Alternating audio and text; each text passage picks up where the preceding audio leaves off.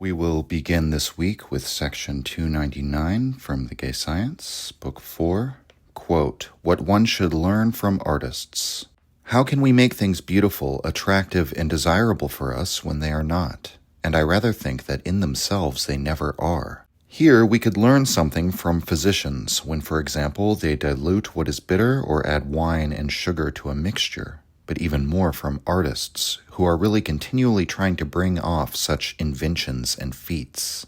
Moving away from things until there is a good deal that one no longer sees, and there is much that our eye has to add if we are still to see them at all, or seeing things around a corner and as cut out and framed, or to place them so that they partially conceal each other and grant us only glimpses of architectural perspectives, or looking at them through tinted glass, or in the light of the sunset, or giving them a surface and skin that is not fully transparent.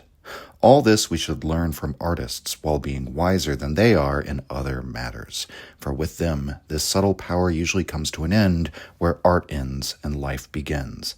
But we want to be the poets of our life, first of all in the smallest, most everyday matters." End quote. So Nietzsche begins this section really continuing with many of the themes that we've already considered throughout this book.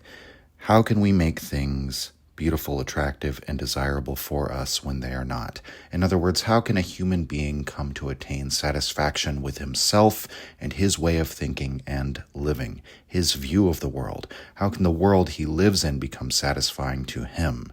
How can he find his own sun that gives its sunshine only for him? But when Nietzsche says that he thinks in themselves things never are beautiful, attractive, and desirable, what is he gesturing towards there? Well, it's man as the measurer, the esteemer. He'll take up this theme very strongly in his next book, Thus Spoke Zarathustra. There, for example, he says that man created all of his good and evil. He did not take it. He did not receive it as a voice from heaven. Everything that man praises and esteems or calls sacred, or in this case calls beautiful or desirable, that is a valuation that comes from us. It comes from humanity. But of course, in the earlier aphorisms, Nietzsche sort of raised this problem of those who can be satisfied with themselves versus those who can't. Or if not a problem, it's a distinction that he's drawn of those who are able to give style to their character, to allow one ruling impulse or taste to arrange who they are, all of their competing or conflicting drives, into one artistic pattern.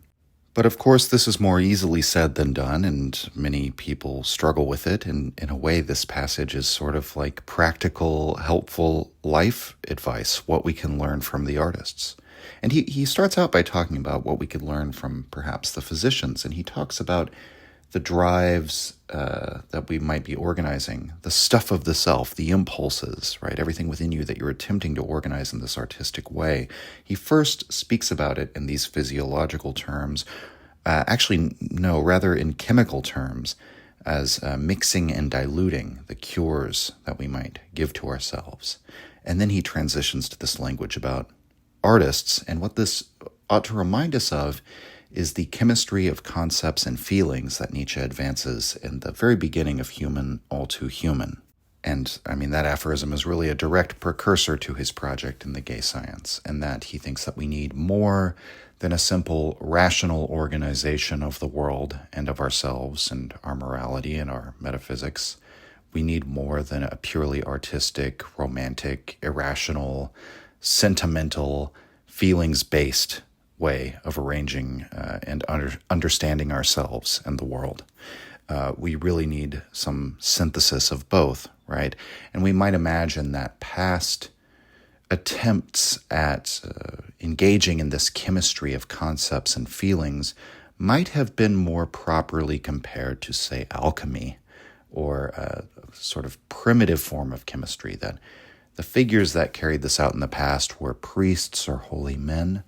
That was who helped determine how the community was supposed to feel, how their flock was supposed to feel about the world.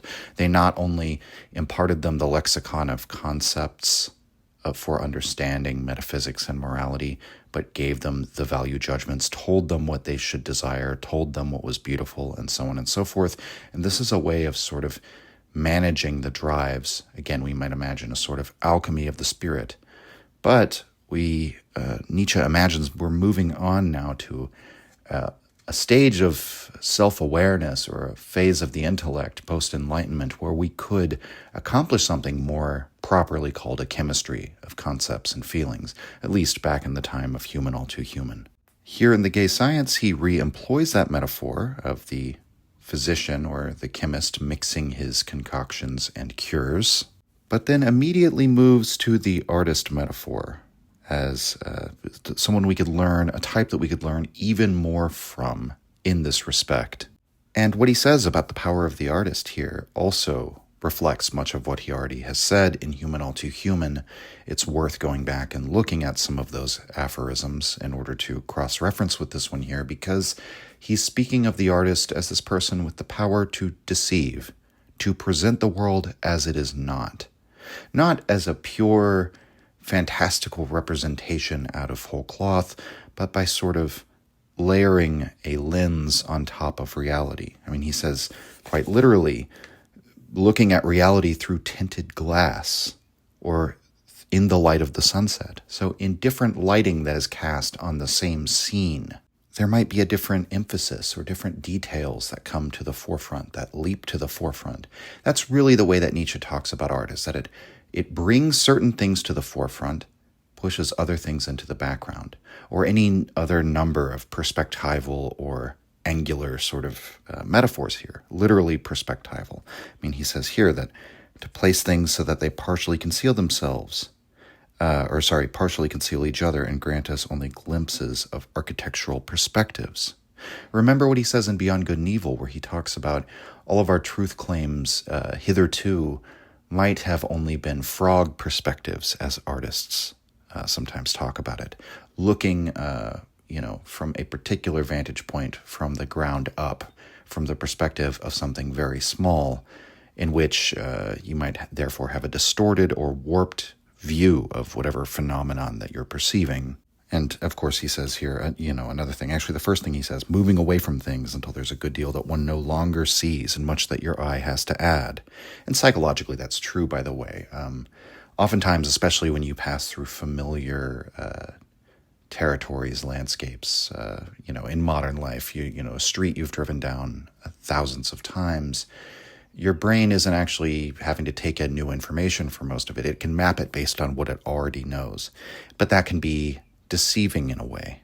That's why witness testimony is so famously unreliable. And, we know this from the experiments of Solomon Asch, where he sort of tested witness testimony, showing people a short film and then sort of trying to prod and reshape their memories with leading questions. And oftentimes the subjects in his experiments created completely false or distorted memories of what had happened, basically after the fact. Again, there's a huge replication crisis in the psychological sciences these days, so take that all with a grain of salt. But I think even, many people who work in criminal justice will be able to tell you this, or who are law enforcement or lawyers, or, witness testimony is a very odd thing, that multiple people can be at a scene and witness the same event and remember completely different details, have a completely different perception of what happened. And effectively, Nietzsche's saying that's the power of the artist. That's what the artist does. That's why there's that old saying that all art is propaganda, because the artist frames the scene in a certain way, or the object of his art, whatever it might be, to cast it in a certain light, to present it from a certain perspective. Here we mean a literal artistic perspective. And Nietzsche is saying that we can learn to do the same thing with our own lives. Just as he hopes for many different new suns in the passage in Bark that we began last week with, we might say each of those might cast its own different kind of light on each person's life or their way of living, and that might allow them to bring it into a different sort of perspective for them.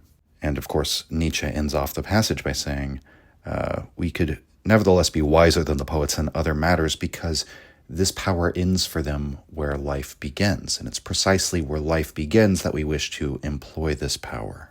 That the real, what would we say, innovation that Nietzsche is proposing is bringing this sort of artistry not to representing grand things, not in a Caravaggio painting, not in the representations, on the grand scale of the human drama of history and morality and spirituality and all of these things, but in everyday matters, in the smallest matters, if we could bring this sort of artistic power to reshape our perspective on them, that's really the trick. And Nietzsche has this sort of subtle theme throughout his writing that is not mentioned as much, but that he returns to many times, that we've often neglected the small things, or we've put all of our focus in philosophy on the high-flying metaphysical ideas, on sort of, again, the grand scale. And Nietzsche himself certainly has his share of grand scale ideas.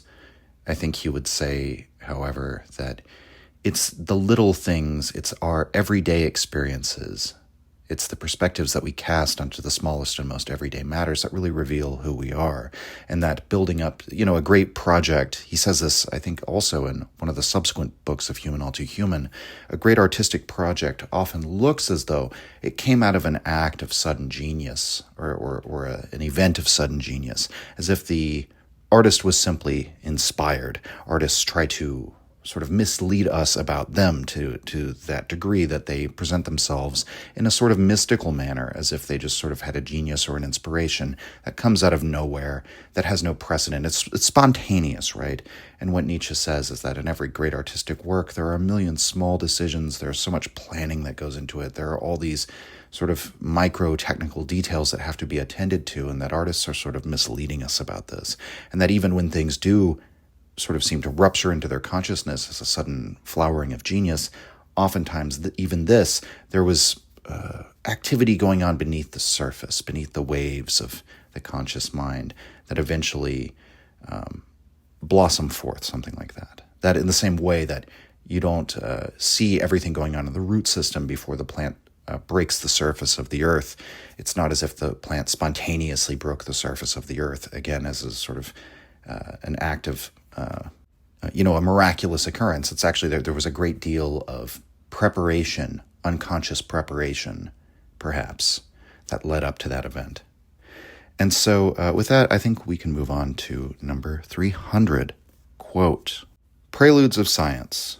Do you really believe that the sciences would ever have originated and grown if the way had not been prepared by magicians, alchemists, astrologers, and witches, whose promises and pretensions first had to create a thirst, a hunger, a taste for hidden and forbidden powers?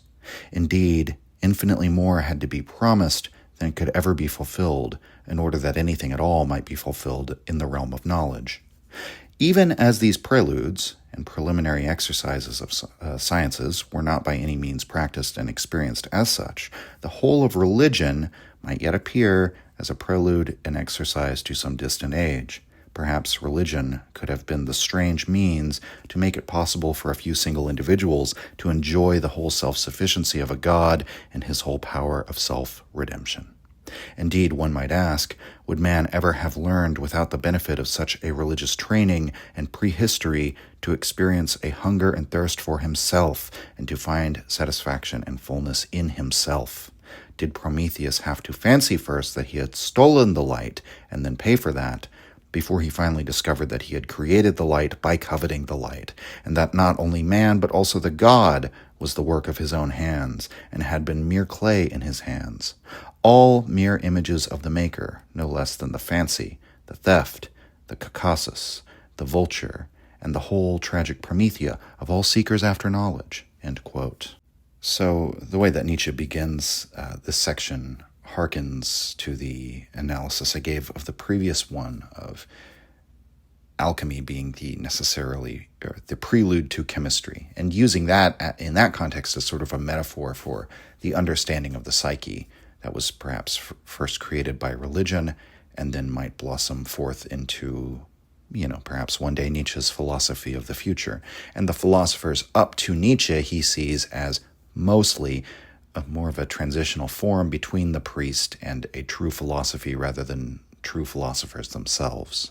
And here he's using the metaphor in much the same way, and I would say that we should think about the preface to Beyond Good and Evil, where he says that all great things have to bestride the earth in monstrous and frightening masks, and he uses the example of astrology and says, to astrology and its completely mystical, super-terrestrial claims, to that we owe the grand architectural styles of the East and of Egypt.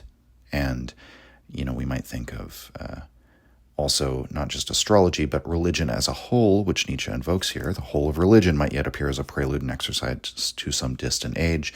The building of cathedrals in Middle Ages Europe, that's all done for the glory of God to some extent, as this house of communion with the grand nature of the divine. But so many of us modern people, even those of us who don't believe in God anymore, are grateful for these cathedrals, right? And so Nietzsche says in the preface to Beyond Good and Evil, we should not be ungrateful to it. And he makes the direct analogy between these supra-terrestrial claims, between astrology, or as he brings it up here, magicians, alchemists, witches, and so on.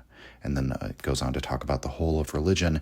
He makes the analogy in Beyond Good and Evil, the preface, to Platonism, or all forms of dogmatic philosophy, and again, the new philosophy of the future that Nietzsche hopes to usher in, which will be based on experimentation, on temptation to explore dangerous, forbidden things, to entertain the notion that all opposites are perhaps simply, illusory relative valuations that are again imposed by the human mind upon reality, that the best things about mankind might have come out of the most base elements of mankind, that our virtues may have flourished out of our vices, all of these sorts of ideas. And again, as we talked about last week, this sort of, again, you could see it as like a morality as polytheism rather than monotheism, this notion of allowing for, in our worldview, multiple competing, mutually exclusive views of the world as a good thing because of the strife that's produced between them as a good thing.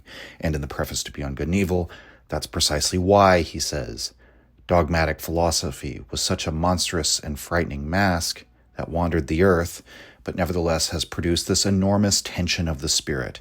And with that tension of the bow, perhaps we can now shoot for the farthest goals. And what does he mean by that? Well, it involves that. In Beyond Good and Evil, it involves primarily the will to truth that tempts us to so many a venture. What if she could also tempt us to a venture in which we undertake to critique the will to truth itself, to vivisect that drive within ourselves, and bring before our minds a knowledge of what it really means, which Nietzsche believes could actually have the dangerous effect of undermining our faith in the value of truth at any cost. We might learn that the costs are in fact unacceptable or dangerous to the entirety of the species. Again, we're conducting an experiment with truth. Perhaps mankind will perish because of it. Fine, as Nietzsche writes in one of his notes. Here, the difference is, in the Gay Science number 300, is that he says, indeed, one might ask, would man ever have learned, without the benefit of such a religious training in prehistory, to satisfy a hunger and thirst for himself, to find satisfaction and fullness in himself? So again, Nietzsche's returning to the same concern that has echoed throughout these pages of Book 4 of the Gay Science. To find satisfaction with oneself is the one thing that is needful. Amor fati, let that be my love henceforth. Let me love my fate and love fate in general. Let me affirm the world, for I am a part of the world, and not one thing can be changed without changing fundamentally what I am. That's really what Nietzsche is looking for. And he's already sort of suggested that there are many potential paths to attaining satisfaction with oneself.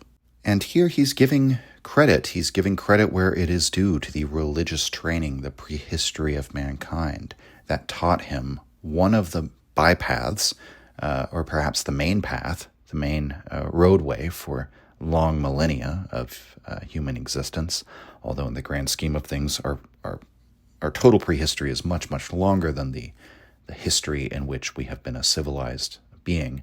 But in any case, in that millennia of organized religion, or even disorganized religion, we might say, because the Greek cults can often seem like a rather disorganized type of religion.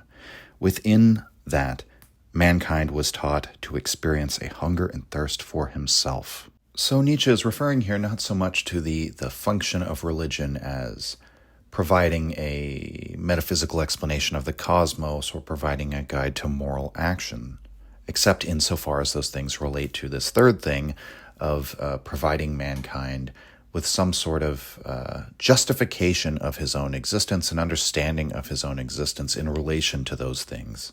Whereas he might come to understand himself and say Buddhism as a reincarnated being who has this very precious human existence. Human existence is a very rare, extraordinary thing in Buddhism where you have a unique opportunity, or in Christianity, obviously, where you are a soul of unique and special importance among all the others. God knows every little hair on your head and has a special plan for your destiny, and there is some salvation that you need to realize in this world. Again, as Nietzsche said in the very first chapter, the very opening section of the Gay Science, even those philosophies that seem to deny life, that say that life, earthly life, worldly life is of no value, still end up seducing us to life because they say there's something to life, there's something behind life. Beware, there's something you must do here. And, even as early as the figure of Heraclitus, who was Nietzsche's favorite among the pre-Socratic or pre-Platonic Greek philosophers, says, I sought myself. And Heraclitus, he's loved especially by Nietzsche because he's a very solitary figure who stands aside from the broader religious cults of Greek society. He often makes fun of these cults and says that the Dionysian revelers don't understand that they really worship Hades, right? They think they're worshiping a god of life, but really it's a god of death, might be the vulgar way of putting that. Or that, look at these priests and the way that people purify themselves with blood. It's like washing yourself with filth. He's very contemptuous of pretty much any of the wisdom that's shared by the common folk. He has his own insight, his own logos, which reveals the world to him in a way that the many cannot understand, or that they refuse to see, or even when they see it, they look away from it. And so it's as if Nietzsche is saying here that the type of a philosopher like Heraclitus, the solitary seeker of truth, or rather what's most important in this passage, the seeker of himself, the one who says, I seek myself, that type is produced by this millennia of religious training conducted on the entire human species, to seek yourself, to understand the meaning of yourself in relation to the world. And what Nietzsche says at the end in this section about Prometheus brings to mind, again, those passages from Thus Spoke Zarathustra of man as the measurer and the esteemer, the one who invests the world with value, who gives the world its good and evil, its beauty or its ugliness. So by analogy, he says, did Prometheus have to fancy first that he'd stolen the light, that he'd stolen the fire from the gods, right?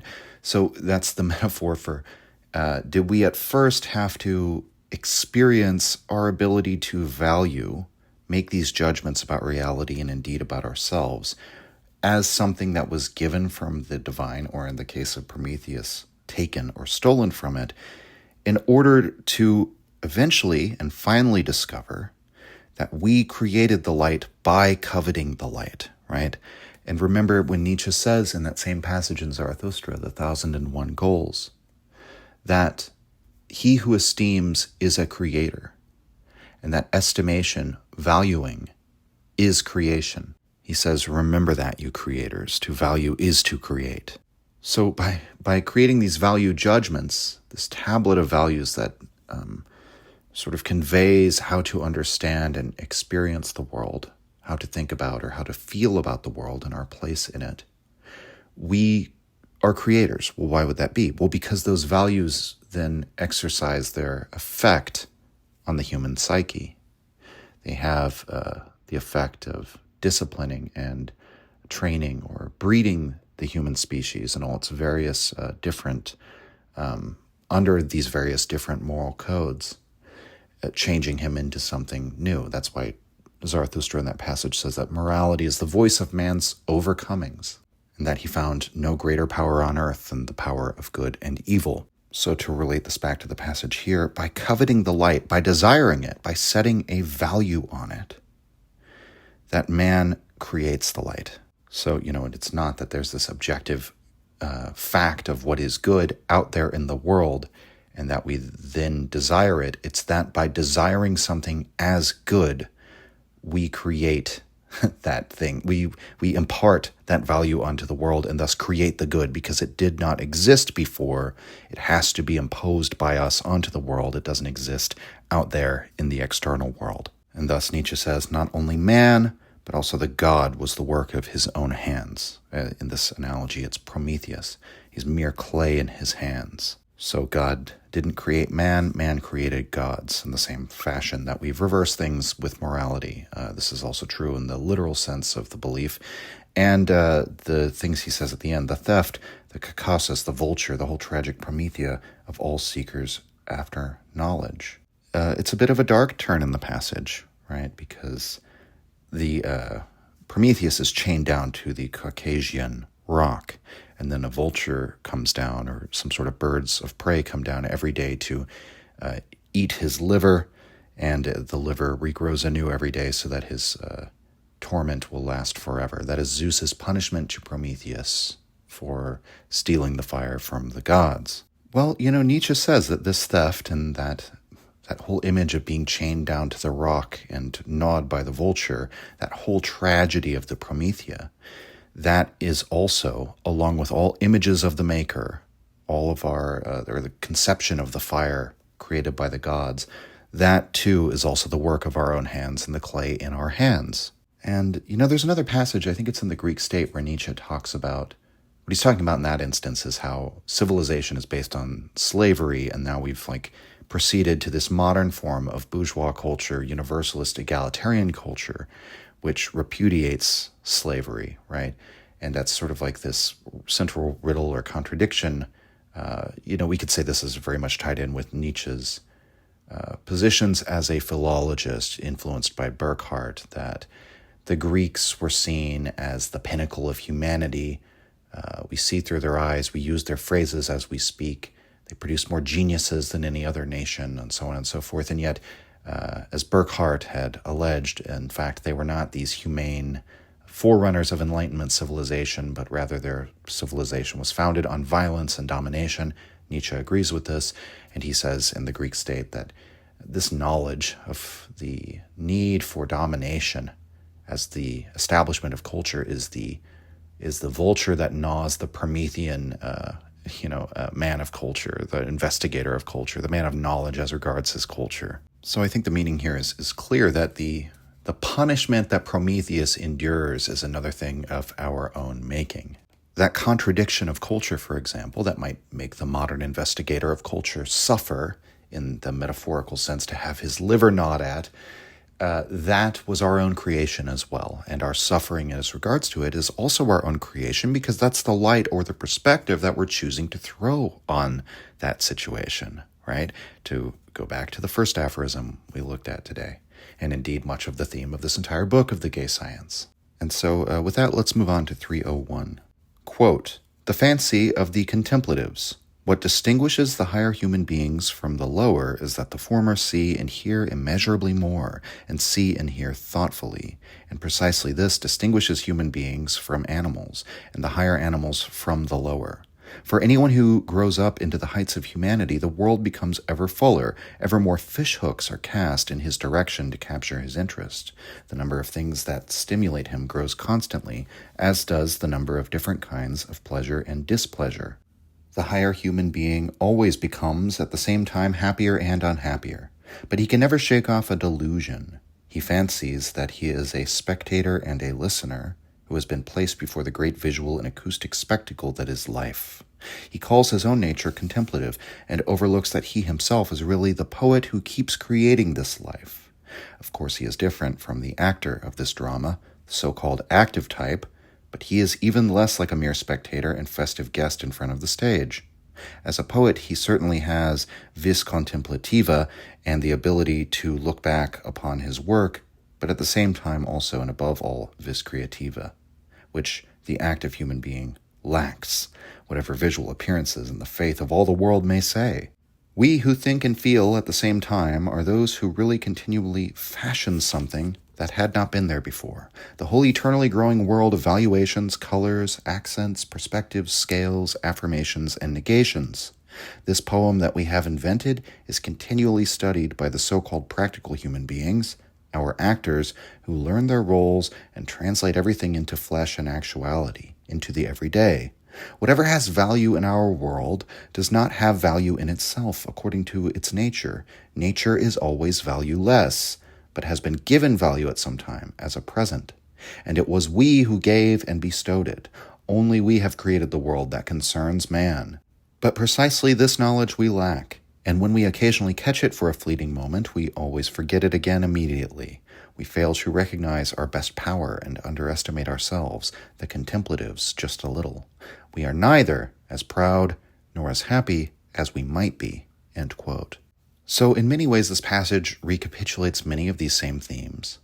But I think the attentive readers will notice that there's something very strange going on in this passage, which, might seem to be in contradiction or at odds with some of Nietzsche's broader philosophical positions. And I think in some ways it actually might be, because there are some contradictions in Nietzsche's thought, but I'm going to try and disentangle all of this, starting with the idea of the difference between the person who sees himself as a spectator and listener versus the actor. So the person who experiences himself as a spectator in life is the contemplative person. You might say the philosophical person, using that term in a sort of a general sense, not referring to a great philosopher, the philosopher of the future, but it could be really many different types of people. Insofar as, he says these are the higher human beings. In the same way that human beings are distinguished from lower animals, or higher animals distinguished from lower animals, basically according with their degree of sentience, to the degree to which they can see and perceive more things, to put it in very blunt, straightforward terms, which, really they're the terms that Nietzsche uses. There might be within the human species some people who are better at that than others, or simply have a natural capacity to see more, take in more, comprehend more, to see the bigger picture, we might say, to not miss the forest for the trees. And that these people will tend to feel themselves a spectator. Why? Well, because of many of the things that Nietzsche has been saying throughout this book, right? If you begin to take a step back and you see how everyone's actions are sort of motivated by these competing drives or impulses, which they're unconscious of, but you can see how their morality is just sort of a laundering of that into conscious, articulate language. We might see, again, how Nietzsche's stressed throughout, seeing the necessity in everything, seeing how, as Nietzsche says, there's no free will. There is only, and then even the will itself is just a popular prejudice and a kind of delusion.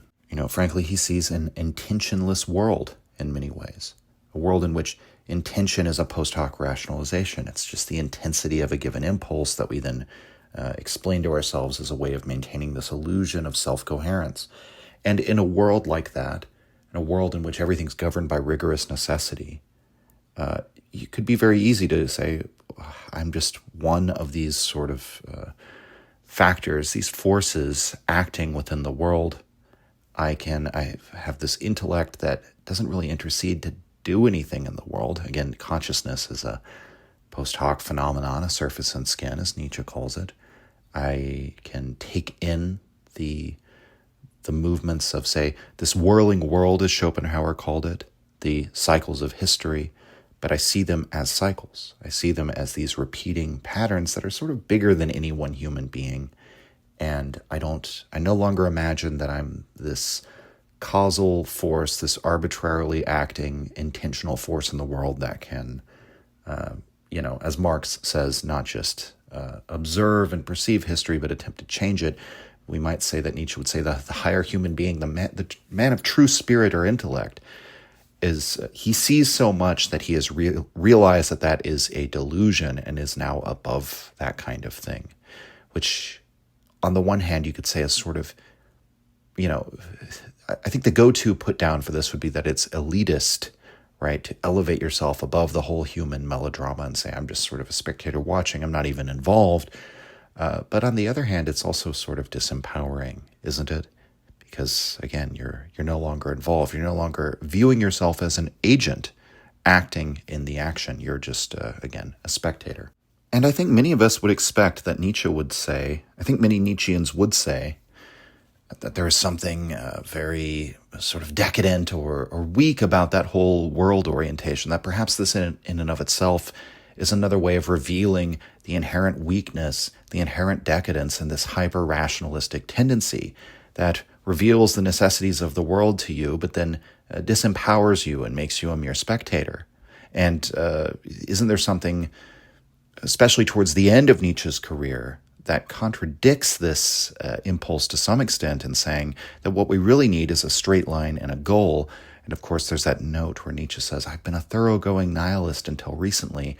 I didn't realize that goallessness as such was really my goal because of, so much activity was involved, so much effort and striving was involved in my work.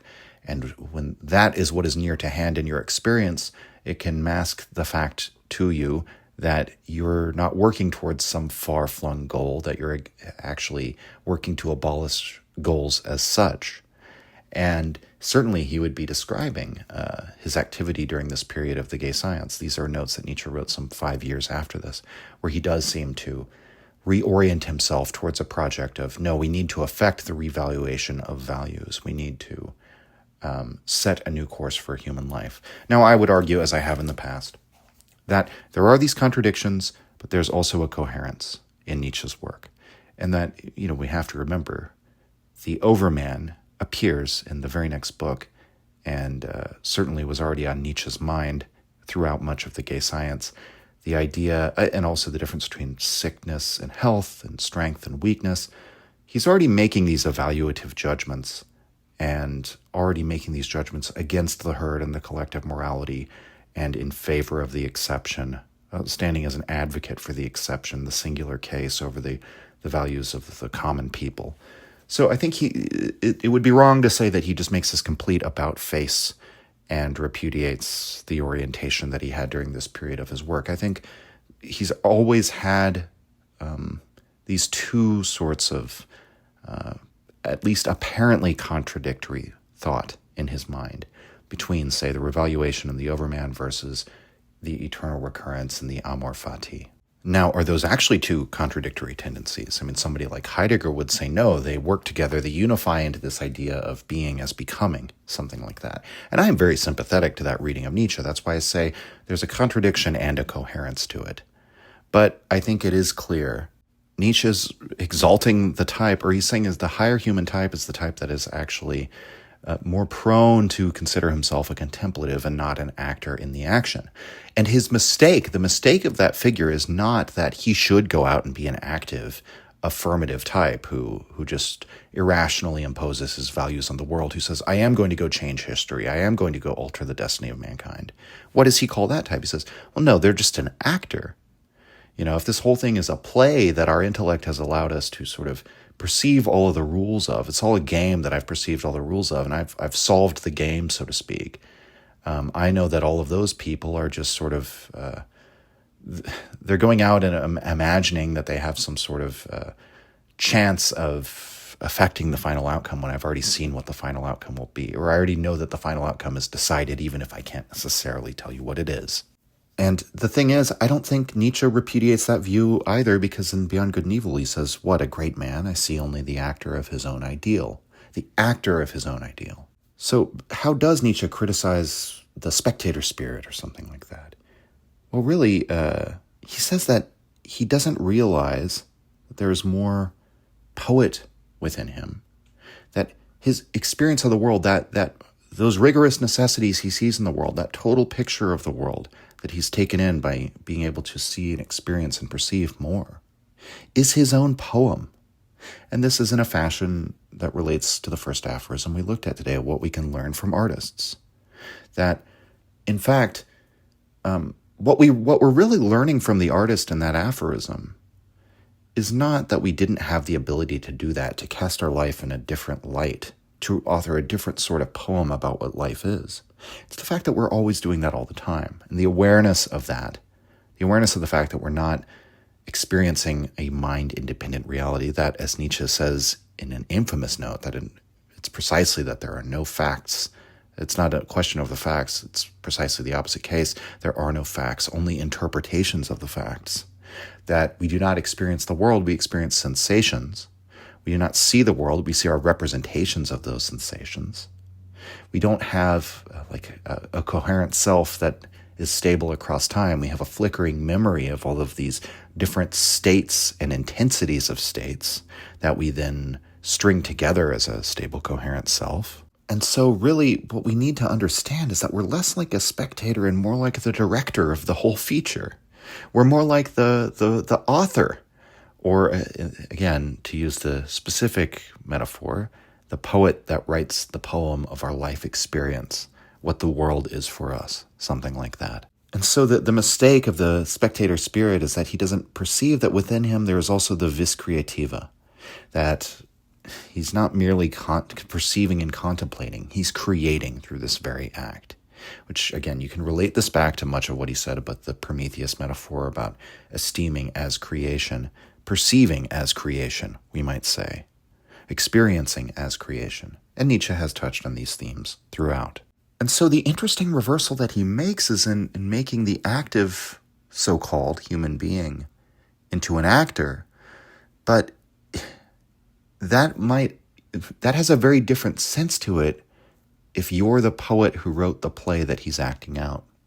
And so we have an intimation here actually of the idea of the philosopher as a legislator of value, or as a legislator of Weltanschauung, of a worldview, a world picture, somebody who creates a new world, who creates a new sun. That in fact, that is a way of changing history, of changing the world, paradoxically enough, right?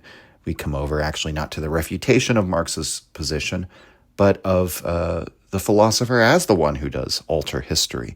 And Nietzsche, in fact, said that he broke the history of mankind into two pieces, that there was all of the history of mankind leading up to him and all of the history of mankind after him, that would be a sundering event.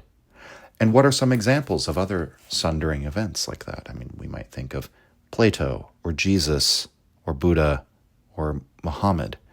Nietzsche lists these in his unpublished material as the legislators of value, as these creators who came in and reshaped the way that human beings experienced frankly, what it is to be human in the world, who gave them new images of the divine, of the good life, of the truth, of what was beautiful, what was to be desired, what was to be esteemed, what was to be regarded as sacred, what was to be regarded as profane or evil. So with those examples, we know that this kind of thing has happened before. We know that there can be an intercession into the history of humankind, and that affects a revaluation of value. Nietzsche doesn't quite use this language yet in this passage, but it's I think, what he's getting at here.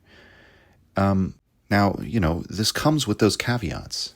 Is this happening in a world governed by, free will and intentional agents that act arbitrarily? No, you could say all of those figures are necessitated, they're fated, they have a certain destiny when they come into the world. They exist in a certain time and place where the old values have become decadent, perhaps nihilistic, weak in some way, ready to fall, and they present a new view of the world. They happen to there's something in them that's different from all the other people. That isn't like a decision they made. It's not because Plato was super moral or anything. And in fact, this is reflected in our religious stories about them insofar as we tend to regard these people, Jesus, right, as the Son of God, or Muhammad as the chosen prophet of the one God. All of these figures attain this sort of mystical specialness around them, perhaps as a way of putting into spiritual terms our implicit understanding that they are indeed in some way special, that it was indeed, that not everybody could have done that. Not everybody could have effected such a revaluation. So there's that one caveat. Another might be implicit within that this never happens once and for all, that their own revaluations will eventually necessitate a new one at a future time. So it's, much different from the Hegelian or Marxist view in that way, in that we're not proceeding towards this, this revelation of the truth through the dialectic. It's not a progress. It is a circle for Nietzsche. But with all that in mind, that this is the purview of a few individuals, that this doesn't ultimately progress us anywhere, and that we're discussing this within the context of, again, an intentionless world, quote unquote. Nevertheless, there are some poets about reality who manage to recast it in their image, at least for large swaths of people, whole civilizations, whole generations of human beings. And what are they ultimately doing? They are casting their own, as Nietzsche says, valuations, colors, accents, perspectives, scales, affirmations, and negations. They are casting that onto the world. And so the way that Nietzsche ends off the passage, where he says that only we have created the world that concerns man, he does mean humankind generally. We're all the poet of our own experience again, but that some, more than others, the contemplatives, the higher types of human beings, are really, they have a greater share in the creation and their power over the creation than others do. And this means, so we might look at all the figures who were all sorts of famous political and military figures, and basically everyone in the Middle Ages and the High Middle Ages leading into the Renaissance. The Christian civilization, all of its greatest figures like Charlemagne and Friedrich II Hohenstaufen, and we might think of Joan of Arc and any number of figures. Nietzsche would say, okay, they appear to be the active force in shaping history, but really they're just the actors in the drama. And what really set the stage is the contemplative, the poet. That this poem that we have invented is continually studied by the so-called practical human beings, our actors, who learn their roles and translate everything into flesh and actuality, into the everyday. So all of those people, however great they may have appeared, however much they appeared to be an active force, were simply the clay in the hands of, say, Jesus Christ, right? And maybe other figures aside from Jesus Christ. We might say St. Paul, we might say St. Augustine and Aquinas, and all of these people who sort of shaped Christian thought. And we don't have to get into the disputes as to what degree Christianized Middle-Age Europe actually reflected the values of Jesus and Christianity. I think we can lay that aside for the purposes of understanding this aphorism. So what Nietzsche's doing here is he's making, again, the contemplative, the person who perceives and comes to an understanding of life, who crafts a worldview, who creates a value system, that's really the active force. He's not actually just a spectator, assuming he has that vis creativa within him. And that's why he says, we're never as proud or as happy as we could be, we contemplative types, because we don't honor ourselves as the poets of our own existence. Why? Because we always forget that value is a thing that we impose or that we impart to the world, here he says, as a gift or as a present, something we give to it. Why do we always forget that? Well, because we might say that in the heat of desire, it is easy to forget your intellectual understanding of where desire comes from or something like that. Not a very good aphorism that I just attempted to coin, but you hopefully understand what I'm saying, that desiring in some sense leads us to suspend our intellectual judgment. Our judgment that something is valuable ends up being the conclusion around which our reason is, erected. Our reason ends up coming out of that as a consequence. The value judgment sits at the beginning of our logicizing about the world. And so it's always something that it continually escapes our consciousness of it, even if we know that it's there. Even if we know that there's this human activity of esteeming, valuing, desiring, imparting these things to the world, it's always forgotten. And so then we contemplative types who think that we see all forget just how much honor we ought to be accorded, how prideful we really should be, how happy we really should be as the creators of values, right? Now, does this apply to all of us contemplatives? Not in equal measure.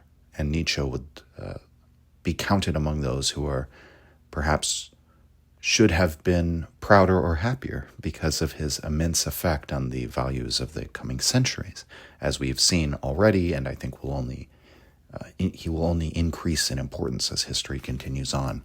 Okay, let's go to 302. Quote, "The danger of the happiest, to have refined senses, including the sense of taste, to be accustomed to the most exquisite things of the spirit as if they were simply the right and most convenient nourishment, to enjoy a strong, bold, audacious soul, to go through life with a calm eye and a firm step, always prepared to risk all, festively impelled by the longing for undiscovered worlds and seas, people and gods, to hearken to all cheerful music as if it were a sign that bold men, soldiers, seafarers, were probably seeking their brief rest and pleasure there, and in the most profound enjoyment of the moment to be overcome by tears and the whole crimson melancholy of the happy.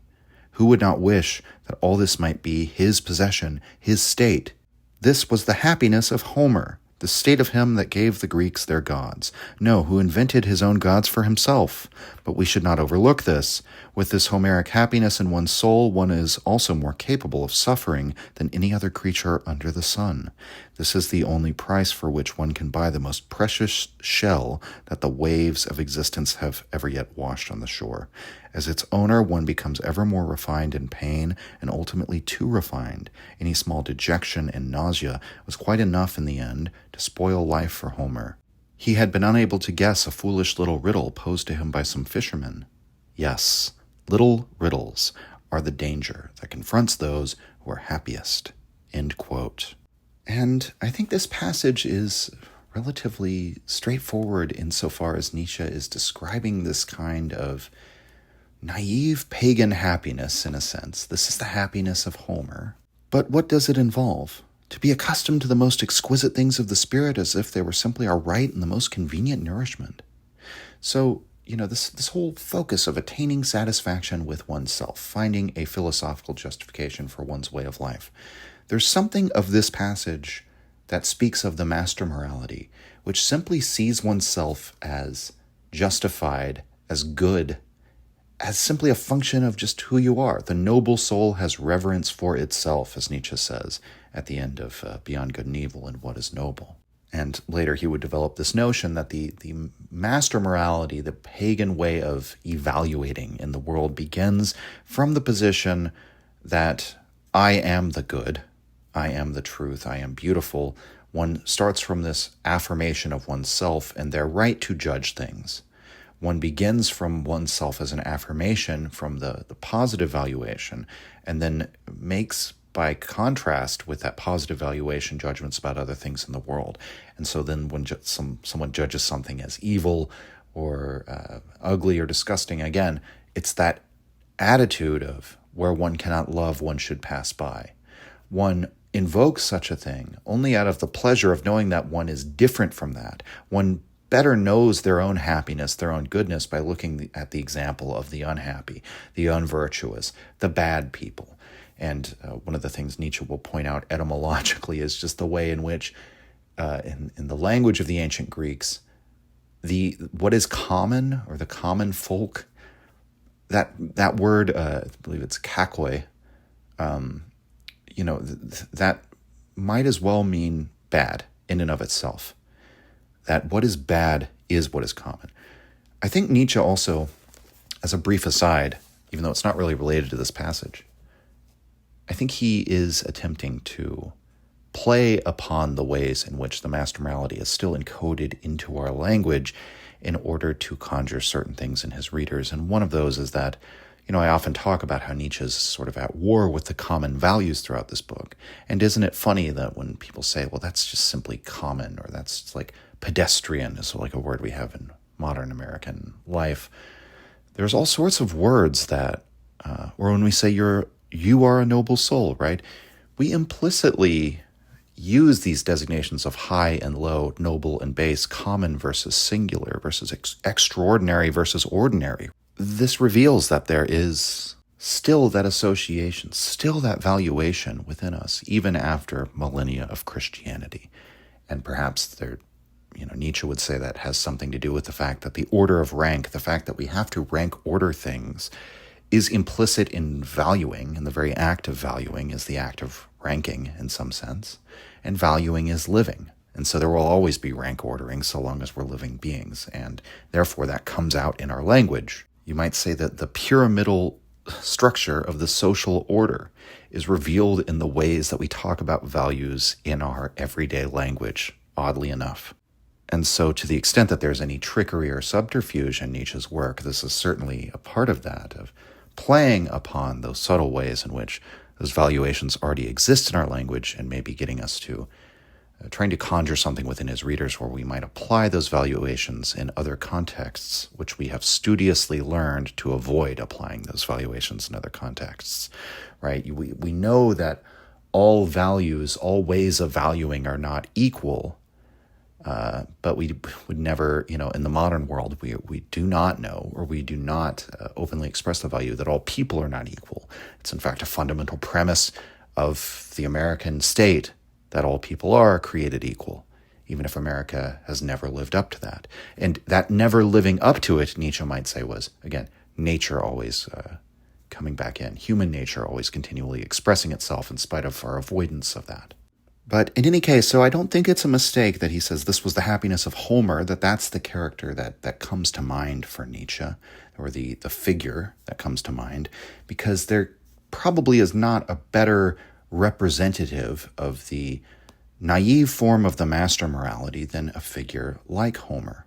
Now, the interesting thing is that, as you might remember from when we looked at Dialectic of Enlightenment, there are some who would say Homer's not actually as naive as all of that the very fact that the Homeric epics are this transition to a literary culture already speaks to many changes within the consciousness of the Greeks.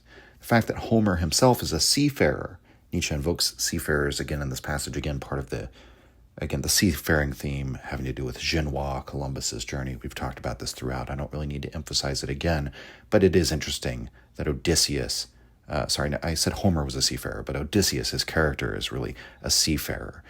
And that sort of speaks to the idea that Homer is writing for an age that has become more mercantile and cosmopolitan in some sense. It's already a world of maritime trade and travel and dispersion, and it signifies a period in the Greek culture that somewhat moves beyond these very insular, archaic cults, essentially constituting the whole of Greek culture, that it's becoming perhaps a pan-Hellenic culture. So it's becoming more pan-Hellenic, more literary, thus more conscious and more syncretic, more mercantile, all of these things that we can say are in themselves threads that eventually come together in what we would recognize in modern European civilization as the Enlightenment. Now, there is an element of that in this passage here where he says that the happiness of Homer, that the state of his soul gave the Greeks their gods. Homer invented the gods for himself, so he didn't do it for the Greeks as a whole. But, in Homer, there's this reconceptualization of the divine that honestly is what sort of brings the Greek consciousness of their gods, the Olympians, into more the form that we would recognize in the modern age, the form it took really before the Homeric age, as Fustel de Coulanges discusses. It's a very strange religious landscape that I don't think we would fully recognize.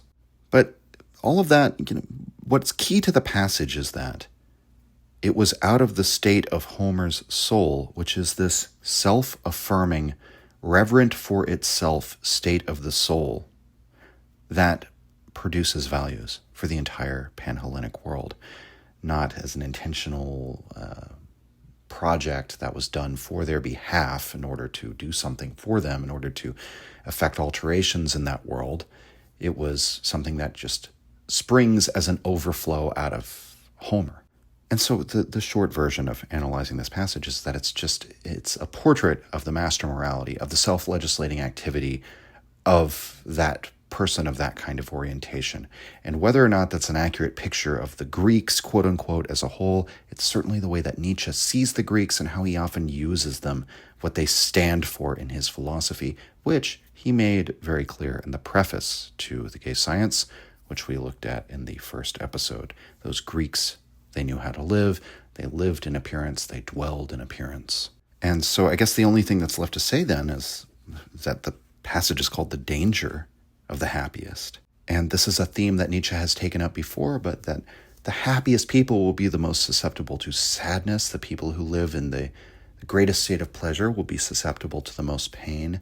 And this is sort of we might say it's a different way of thinking about pleasure and pain as perhaps in interdependence on one another, as implying one another and giving rise to one another, such that if you were to totally deaden the pain of existence, you might deaden all of the pleasure of existence. If you were to make people totally free from all unhappiness, they might not experience happiness either. And thus, the inverse or the corollary to that is that if you were to make a person as happy as possible, they might also simultaneously, be capable of more despair than anyone has ever felt before in the world. This is what it really means to be truly alive to Nietzsche, is to, in fact, ratchet up both the pleasure and pain, the intensity of existence. Perhaps I'm giving a very Bataille-esque reading of Nietzsche as this thinker of excess and bringing things to the limit, but I think it's certainly there. And so with that, let's move on to number 303. Quote, "Two who are happy. Truly, in spite of his youth, this is a great improviser of life, who amazes even the subtlest observer, for he never seems to make a mistake, although he continually takes the greatest risk. One is reminded of those masters of musical improvisation whose hands the listener would also like to credit with divine infallibility, although here and there they make a mistake, as every mortal does. But they are practiced and inventive and ready at any moment to incorporate into their thematic order the most accidental tone to which the flick of a finger or a mood has driven them, breathing a beautiful meaning and a soul into an accident. Here is an altogether different person. At bottom, everything he desires and plans goes wrong. What he has occasionally set his heart upon has brought him several times to the edge of the abyss, and within a hair of destruction, and if he escaped that, it was certainly not merely with a black eye. Do you suppose that he feels unhappy about that? He made up his mind, long ago, not to take his own desires and plans too seriously. If I do not succeed at this, he says to himself, I may perhaps succeed at that, and on the whole, I do not know whether I do not have more reason to be grateful to my failures than to any success. Was I made to be stubborn and to have horns like a bull? Whatever constitutes the value and result of life for me lies elsewhere. My pride, as well as my misery, lie elsewhere. I know more about life because I have so often been on the verge of losing it, and precisely for that reason, I get more out of life than any of you." End quote. So once again, in the broader context of the gay science, we're talking about ways of attaining satisfaction with ourselves, and there being many paths to this, and here we have two different paths which seem opposite and yet both lead to happiness. And we could say broadly that the first type is someone who, for whom everything always seems to work out for them. Nietzsche compares it to improvising it in music, and it's worth noting that Nietzsche was not only a composer, but he played the piano, and he particularly enjoyed playing improvisations on the piano.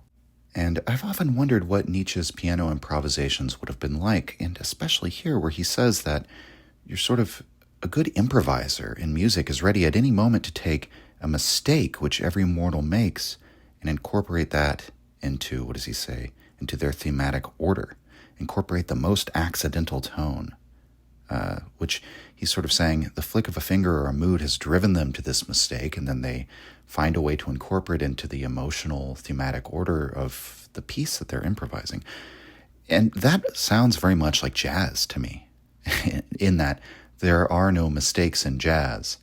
And there's some great videos of that you can find, that I've found over the years, of famous jazz performers where they hit a note that just sounds at first awful, and then the way they resolve it somehow makes it make sense. And so, some people, they like to disparage jazz, just saying that, the classical players, that it's full of mistakes. And the mistakes, the fans of jazz are just raving lunatics who think that wrong notes sound good or something like that, that it's just a sort of a great inversion of taste. You still hear people express this opinion today. But I think that the beautiful thing about jazz is actually about sticking the landing. It's actually about incorporating that apparently chaotic, out of step note or out of tone, out of the thematic order of the tonality, and somehow weaving it in so that it fits. That it's actually, again, the most important thing in music is the interval between the notes, not the individual notes. An individual note on its own doesn't conjure any emotion. It's only in the movement between them that you actually get the storyline. And so that's actually the important thing, is recognizing that an apparent mistake or misstep can be incorporated into the broader thematic order, only if you're an expert at improvisation. And so Nietzsche, as a piano improviser himself, perhaps a proto-jazz musician, again, we don't really know, but the way he talks about it here certainly suggests that he had like a jazz mindset with his piano improvisations. Nietzsche compares this to the kind of person for whom everything seems to work out. Every apparent failure or misstep they can then incorporate into the thematic order that they're creating in their life. And then the opposite type of person is one for whom nothing seems to work out for them. And Nietzsche, he describes coming several times to the edge of the abyss and within a hair of destruction. So constantly narrowly avoiding catastrophes, or even experiencing catastrophes and somehow finding the strength or the gumption to keep going out of this idea that if I don't succeed at this, I may perhaps succeed in the future. I should be grateful to my failures, which is also a very interesting, what would we say? I mean, I would say that that's a principle of learning anything. Pretty much any technical skill that you could list, you are going to learn more from your mistakes in the process of acquiring that skill than you are from your successes. I've certainly found this to be true in chess. Certainly found this to be true, even once again in writing music. And a brief note, I should say, before we move on, is the idea that he escaped, and it was certainly not merely with a black eye. Kaufman points out that that's a German idiom. To get away with a black eye means to get off easy. So it's sort of like saying, oftentimes the second type of person experiences failures, and when he comes out on the other side, it's with more than just a slap on the wrist, as we might say, or perhaps more than with just a skinned knee or something like that, because slap on the wrist might have the connotation of being a punishment imposed, but that's probably the closest thing in English we have to experiencing some sort of punishment or consequence for your actions, but it's not really that important. It's something you just move on from. And Nietzsche is saying here, no. We're talking about somebody whose failures are really profound. They're not just getting away with a slap on the wrist. It's this person has often dangled over the edge of the abyss. And maybe an example, I'm trying to think of an example from the arts again that maybe conveys the catastrophe Nietzsche's talking about here, because it's certainly more than hitting a wrong note while doing a piano improvisation. Perhaps we could think about the making of Apocalypse Now and Coppola's, just the absolute disaster that Coppola threw himself into in order to make that film. He was trying to establish his own production company, and so he was entirely bankrolling the film himself. He, I think, mortgaged his estate and his vineyards in order to continue making the film after they went way over budget, and they were years into the project. I think it took them about 5 years. You can see the documentary about this called Hearts of Darkness that just shows how chaotic making that film was. And there's a great line in that movie where Coppola says, people had asked him, are you going to quit? Are you going to stop making the film because of all these problems? And he said, who am I going to quit to? Myself? I'm the one bankrolling all of this. I am the production company behind this. I can't quit. I've leveraged everything on this project. Everything's going wrong, but I just have to keep going. And if I keep failing here, maybe I'll succeed in the end. And ultimately he did, by the way. It became an immensely successful and critically acclaimed film. But so in any case, we have one person for whom everything seems to work out, even their mistakes, and another person for whom everything they attempt, every attempt at success seems to turn into a mistake or even a catastrophe, and yet both of them are happy. And this shows, once again, that it's not the quote-unquote objective facts of what's going on in one's life, because we could also imagine opposite types for both of these. There could be somebody who everything always works out for them, but they feel guilty because of this. They feel like they don't deserve it. They have imposter syndrome, and therefore they're dissatisfied even with their successes. They're dissatisfied that perhaps they've never really been tested, or they've never really had to stand on their own two legs. And we could also imagine another type of person for whom nothing works out, where they are unhappy, and that the reasons for that are perhaps far more obvious. But so it's not the objective facts of the case. It's the light that we throw onto the case. It's the perspective with which it's viewed. It's the life philosophy we adopt, which allows us to be happy, to be satisfied with the mode of living that we engage in, or the narrative of our life as it has played out. So let's go to 304, quote, "By doing we forego. At bottom I abhor all those moralities which say, do not do this, renounce, overcome yourself. But I am well disposed toward those moralities which goad me to do something and do it again, from morning till evening, and then to dream of it at night, and to think of nothing except doing this well as I alone can do it. When one lives like that, one thing after another that simply does not belong to such a life drops off.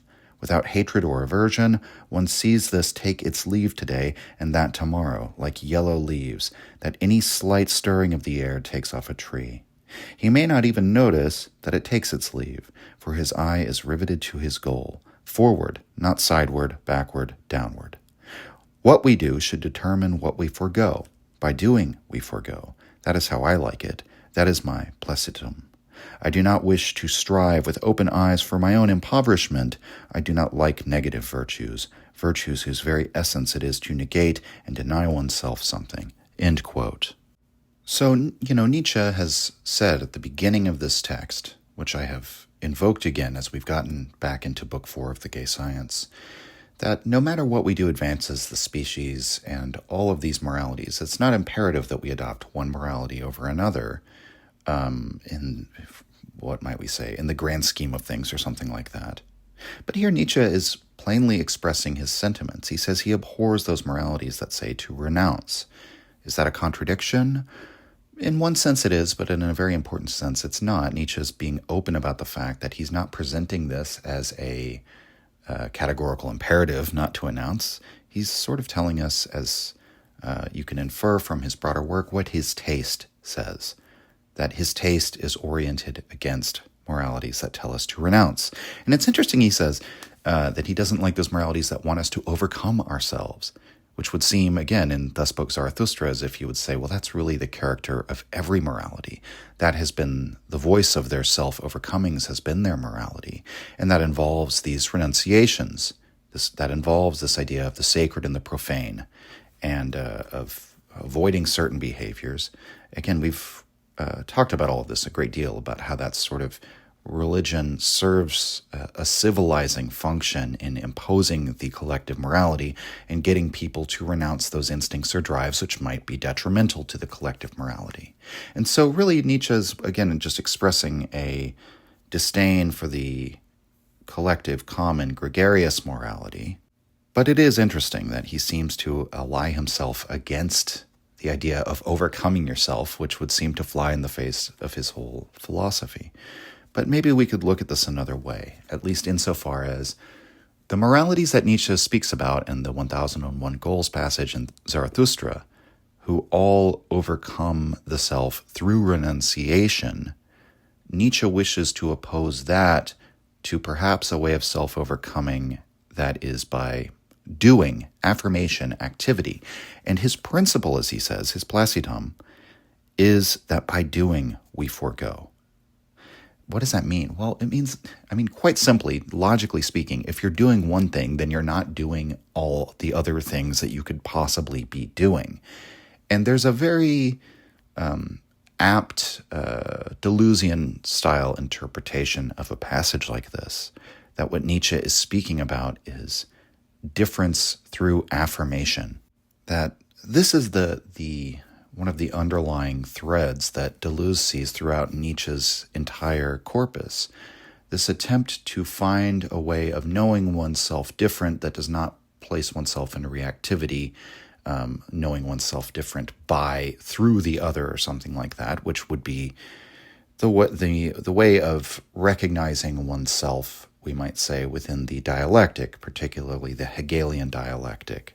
But, just in a broader sense, any morality that sets itself up as a form of primarily renunciation is by definition, in that sense, reactive. It's always reacting to impulses that want to do things and bringing to bear the consciousness, the thought of fear of the community's power in order to halt those impulses.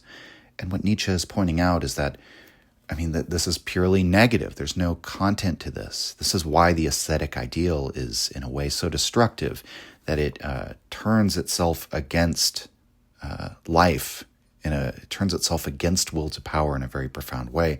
One of the ways it does this is by renunciation, a negative morality, being its primary mode of moral thinking or engagement with the world or with the self, that's how we conceive of our virtue and our discipline, by not doing things.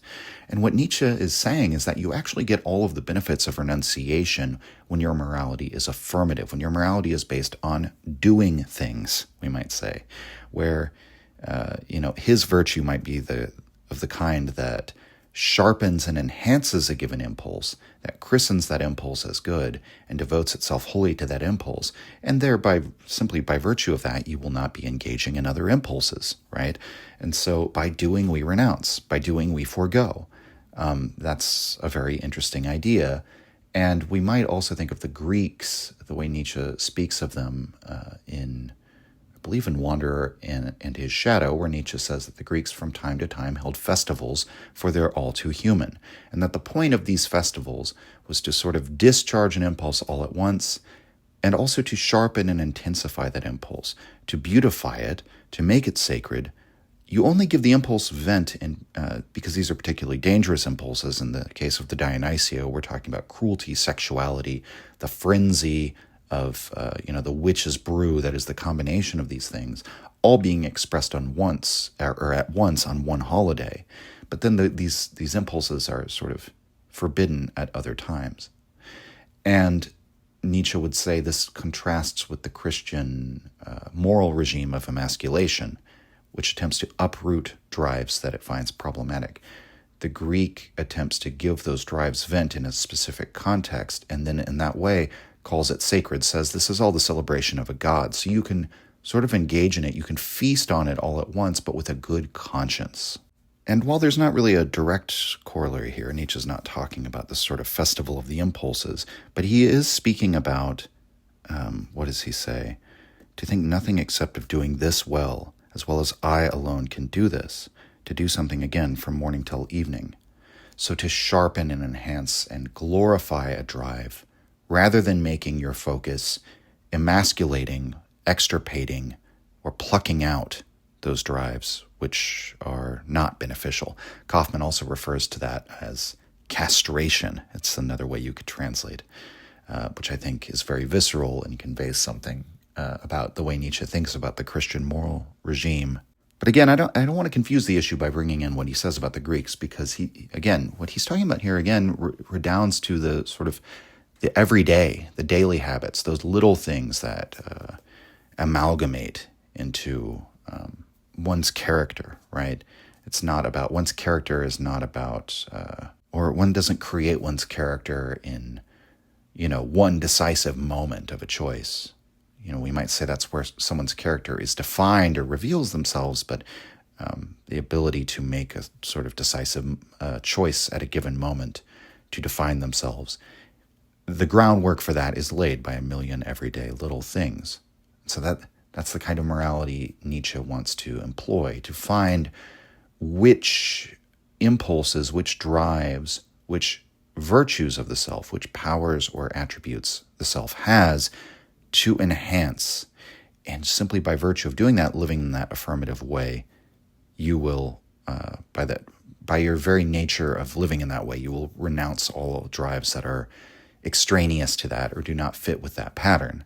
That this is a way of doing morality without, as he says, hatred and aversion. And just as another final passage to think about, it would be Zarathustra's claim that many wish to be freed from a yoke. They want freedom from, but very little do they know what their freedom would be for, or very seldom do they know what their freedom ought to be for.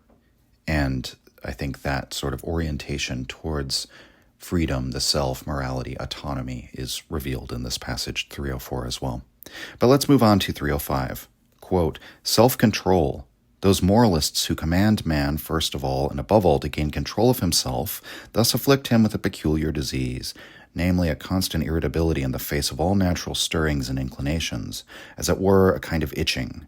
Whatever may henceforth push, pull, attract, or impel such an irritable person from the inside or outside, it will always seem to him as if his self-control were endangered. No longer may he entrust himself to any instinct or free wing-beat. He stands in a fixed position with a gesture that wards off, armed against himself, with sharp and mistrustful eyes, the eternal guardian of his castle, since he has turned himself into a castle. Of course, he can achieve greatness this way, but he has certainly become insufferable for others, difficult for himself, and impoverished and cut off from the most beautiful fortuities of his soul, also from all further instruction. For one must be able to lose oneself occasionally if one wants to learn something from things different from oneself. End quote.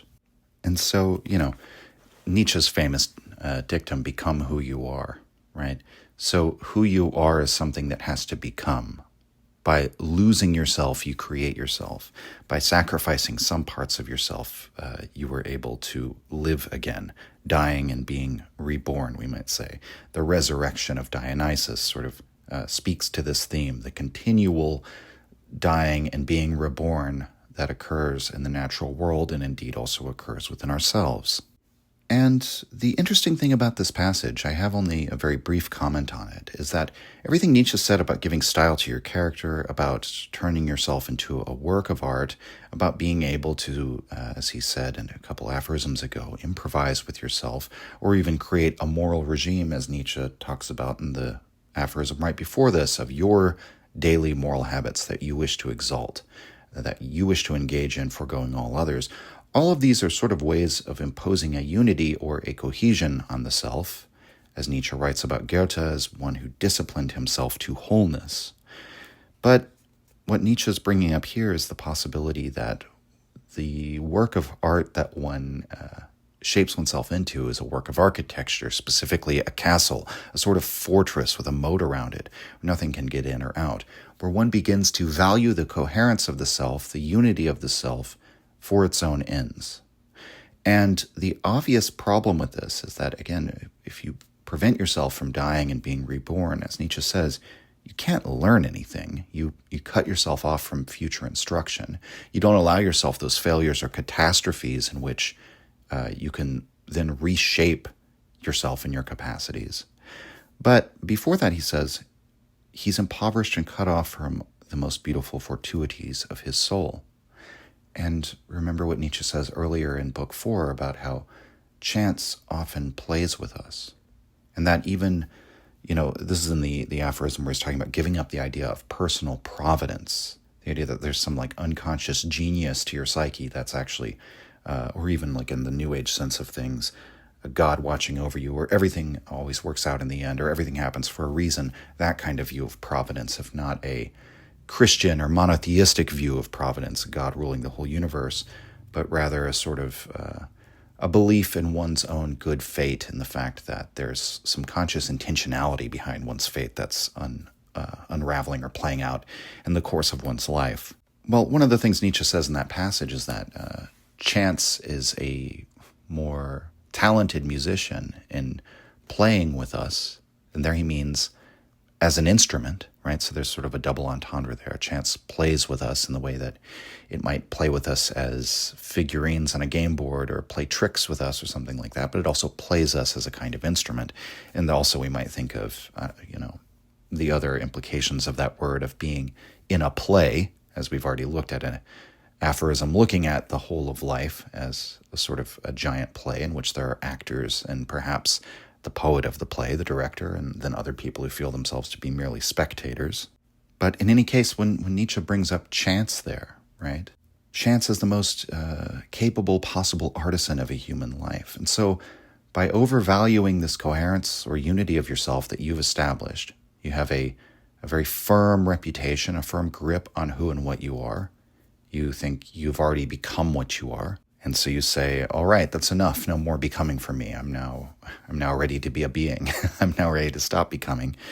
And this is an impoverished life because you're essentially trying to cut off any fortuitous way that chance could possibly change you by clinging to this pre-established idea of who and what you are.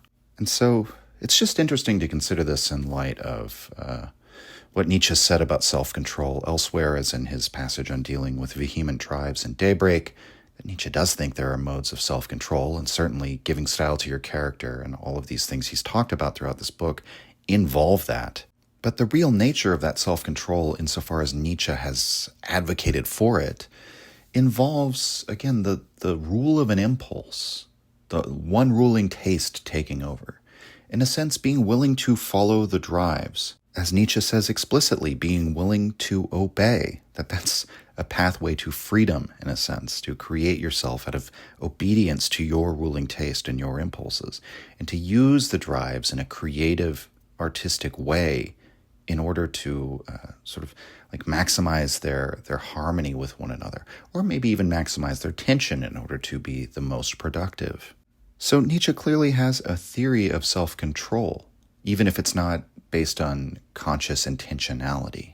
And we might even say that the person who makes himself into a fortress, that he cuts off from all possibilities of future fortuitous change, did not do that out of conscious intentionality either. That's just simply a type of person that Nietzsche is bringing up. So, as with many things in this book, we have to read this not as a moral injunction or a prescription, but as part of Nietzsche's broad typology, determining all of these different types of people, all of these ways of approaching life and being satisfied with oneself, creating a philosophy of life. And it's a type that Nietzsche has negative things to say about, but nevertheless, this type of person certainly exists. And this aphorism 305 on self-control, I think, is very interesting, given that the next aphorism, you can see how, again, Nietzsche's thoughts are connected here. These are not disconnected sections that don't have anything to do with each other. There is a narrative flow. He's been talking about sort of getting a hold of yourself, of by doing we forego, and this type who's too self-controlling and so on. Then we get to 306, which is entitled Stoics and Epicureans. And that is that entire debate, that entire dialectic between these competing schools mostly involves these questions of self-control. And we'll just read the passage and then I'll give my comment on that. So, quote, Stoics and Epicureans. The Epicurean selects the situation, the persons, and even the events that suit his extremely irritable intellectual constitution. He gives up all others, which means almost everything, because they would be too strong and heavy for him to digest. The Stoic, on the other hand, trains himself to swallow stones and worms, slivers of glass and scorpions without nausea. He wants his stomach to become ultimately indifferent to whatever the accidents of existence might pour into it. He reminds one of the Arabian sect of the Asawa, who one encounters in Algiers. Like these insensitive people, he too enjoys having an audience when he shows off his insensitivity, while the Epicurean would rather dispense with that, having his garden. For those with whom fate attempts improvisations, those who live in violent ages and depend on sudden and mercurial people, Stoicism may indeed be advisable. But anyone who foresees more or less that fate permits him to spin a long thread does well to make Epicurean arrangements. That is what all those have always done whose work is of the spirit. For this type, it would be the loss of losses to be deprived of their subtle irritability and be awarded in its place a hard, stoic, hedgehog skin. End quote. So we've talked about this passage before, And if you want to know more about the background of this, I did an episode on Epicurus in which this passage is analyzed there in the context of understanding what Nietzsche's saying and as regards Epicurus's philosophy. That episode's sort of an explication of Epicurus's philosophy. And then I believe I brought it up again when discussing Epicurus as regards the Journey to Hades aphorism. But we'll consider it here in context with the rest of the aphorisms of the gay science so far, because, as he says, he talks about the Stoic as a person who is suited to an age in which fate will play its improvisations upon him. So, an age in which there are pitfalls, in which mercurial men rule, people who are changeable. As Seneca says, fortune gives cowards a wide berth. In other words, why would Providence give lesser men, cowards, an opportunity to show the greatest bravery by placing them into the heart of a catastrophe? What a waste. So, the people suited to that kind of environment will be stoical. And what does it mean to be stoic? Well, it means to try and get control over your emotions. Try to have some sort of self-control in that you can't control the way you feel about things, but you can control the way that you react to those feelings. You can control the way you think about those feelings. And Stoics have a number of sort of mental exercises for not letting themselves be swept away by negative emotion that could, make their life, in a way, dissatisfying. You might say that the stoical way of life, which, that's one of these suns that shines on the moral earth that Nietzsche thinks the philosophers have discovered. And in that specific context, it is a way of attaining satisfaction with oneself.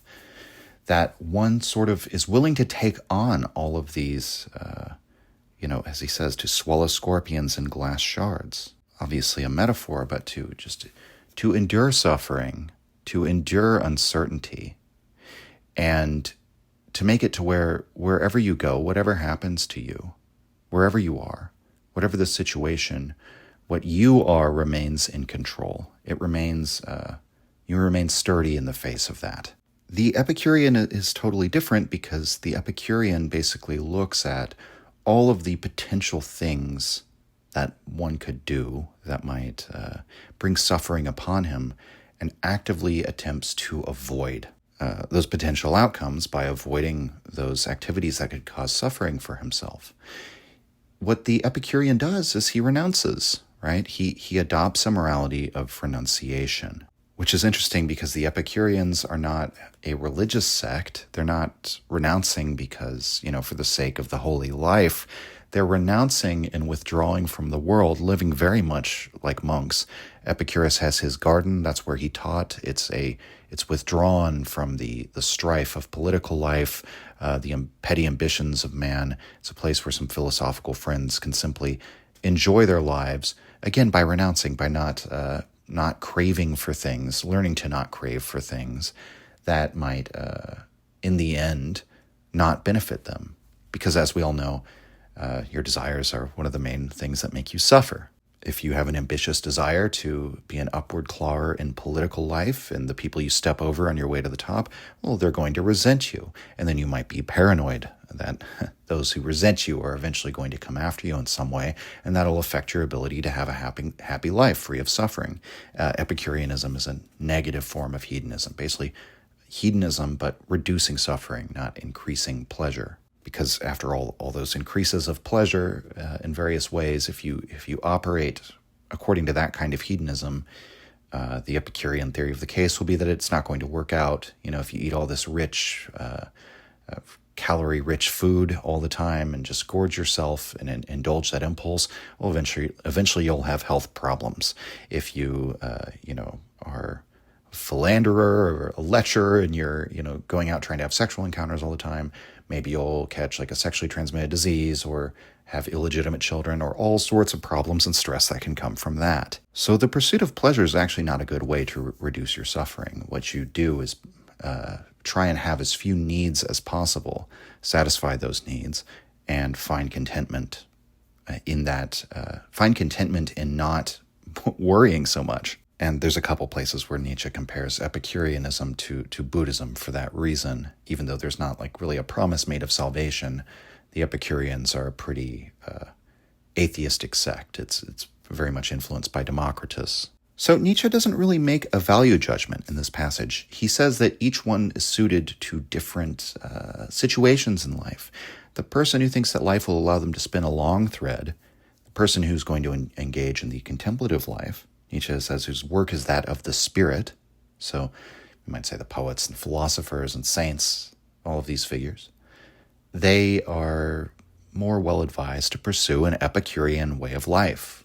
But if someone attempts to live that way, to reduce the things that might cause them to suffer in an age that is changeable and chaotic, and, like let's say you're living during the crisis of the 3rd century of the Roman Empire, or during the eventual fall and decline of Rome, Epicureanism doesn't really seem to do the job. And indeed, many of the late Romans were Epicureans, and what happens during the chaos and the sort of downward turn in the quality of life and the stability of the empire during its latter days? Christianity takes over, and there are other passages where Nietzsche comments on this. Christianity was better able to provide that strength of the soul, that ability to be happy or at least hopeful, fulfilled, something like that, to have faith, even when you're not allowed to be withdrawn in your little Epicurean garden, even when it may not be an option to withdraw from political life or to live aside from the ambitions and the violence and strivings of men. What if when the barbarians are at your gates, are you going to go withdraw to your Epicurean garden? It's not really an option. You're going to end up, a slave or something like that. And indeed, many Stoics were actually slaves, or Stoicism became a life philosophy of slaves and former slaves, those who had to endure slavery. And this is why, you can chart this lineage through Plato to the Stoics to Christianity that Nietzsche sees, that it's a latent form of Christianity in that way. And it's very hard to say which of these two Nietzsche really prefers, because it's mixed on both, right? Because Nietzsche really admires the sort of, what he says he admires about Epicurus, what he made war on. He says it was the subterranean cults, the cults of revenge, all of these cults that believed in an afterlife in which you might be judged and you might meet pain and torment in that afterlife, which is a source of stress. And Epicurus directly mitigates that through his atheism or strong agnosticism, and through getting his followers to be pious and renunciate, as a way of basically having peace of mind as regarding the afterlife, regardless of whether or not the gods exist or not. And a popular Epicurean inscription for headstones in ancient Rome, and I'm going to try and get this right, I think it was, I was not, I was, I am not, I do not care. That basically death can't possibly harm you if it is truly the non-existence of your consciousness, because we can only be harmed so long as we are conscious living beings. So there's nothing really to fear from death. And we might say the Epicureans sort of carry on that tradition that also comes from the Socratics. It's a sentiment actually shared with the Stoics, in that Epictetus, a later Stoic, makes the same point. If death was something to fear, then Socrates would have feared death. But Socrates doesn't fear death, and therefore we know that the wisest man was imparting us a teaching that we ought not fear it. So in any case, Nietzsche admires a great deal about the Epicureans, but clearly their morality is one of foregoing, one of renouncing. There's not anything to do. There's nothing active or affirmative in it. And so we can infer from 2 aphorisms before and 304 that this is not a life philosophy that Nietzsche would have approved of, in spite of the fact that he thinks, he says explicitly in the Antichrist, it was a good development that all of the Romans became Epicurean, and Paul and Christianity came along and ruined that. And they all became Christian. And, why is Epicureanism superior? Well, for the same reason that Buddhism is superior. It's more logical than Christianity. It deals directly with the problem of suffering and doesn't layer sin on top of it. So it's still, we might say, a nihilistic or passive form of existence, but it's not this like revenge against the world. And then here, the Stoics, again, even though they sort of lead to Christianity, you could definitely get the impression that the Stoics in this passage are probably the more interesting, exciting figure, because their Stoicism, insofar as the Stoic is a figure that is better suited for a chaotic age, that Stoicism allows them to engage in activity. Their control over themselves and their ability to, have reins on how they feel about their emotions, about their disappointments, failures, catastrophes, and so on, and to therefore act anyway within that world, within this impermanent, suffering world, right? That could be a very admirable thing to Nietzsche. And so it's almost like, he's given in the previous aphorism on self-control sort of a negative view of the person who's just totally committed to self-control. But the Stoic, for all his faults, it's a more positive vision of self-control. So again, which one is right, which one is wrong? Is Nietzsche a Stoic or an Epicurean? If you'll remember, he's praised Epicurus many times in the past. He's also criticized him. He's also, there's a very famous passage in Beyond Good and Evil where Nietzsche criticizes the Stoics, which we won't go into here. But I think it's clear that he's saying these are different justifications for life, which are appropriate according to different circumstances, which has been a theme throughout the book. Let's go to 307, quote, "In favor of criticism. Now something that you formerly loved as a truth or probability strikes you as an error. You shed it and fancy that this represents a victory for your reason. But perhaps this error was as necessary for you then when you were still a different person. You are always a different person, as are all of your present truths, being a skin, as it were, that concealed and covered a great deal that you were not yet permitted to see. What killed that opinion for you was your new life and not your reason. You no longer need it, and now it collapses, and unreason crawls out of it into the light like a worm. When we criticize something, it is no arbitrary and impersonal event. It is, at least very often, evidence of vital energies in us that are growing and shedding a skin. We negate and must negate because something in us wants to live and affirm, something that we perhaps do not know or see as yet. This is said in favor of criticism," end quote. And so we might compare this to near the end of Human All Too Human, where Nietzsche says that it's not enough to have courage of convictions. What matters is courage for an attack on one's convictions. He says convictions can be more dangerous enemies of truth than lies. What Nietzsche's saying here, so that's just to establish, Nietzsche's always had this attitude.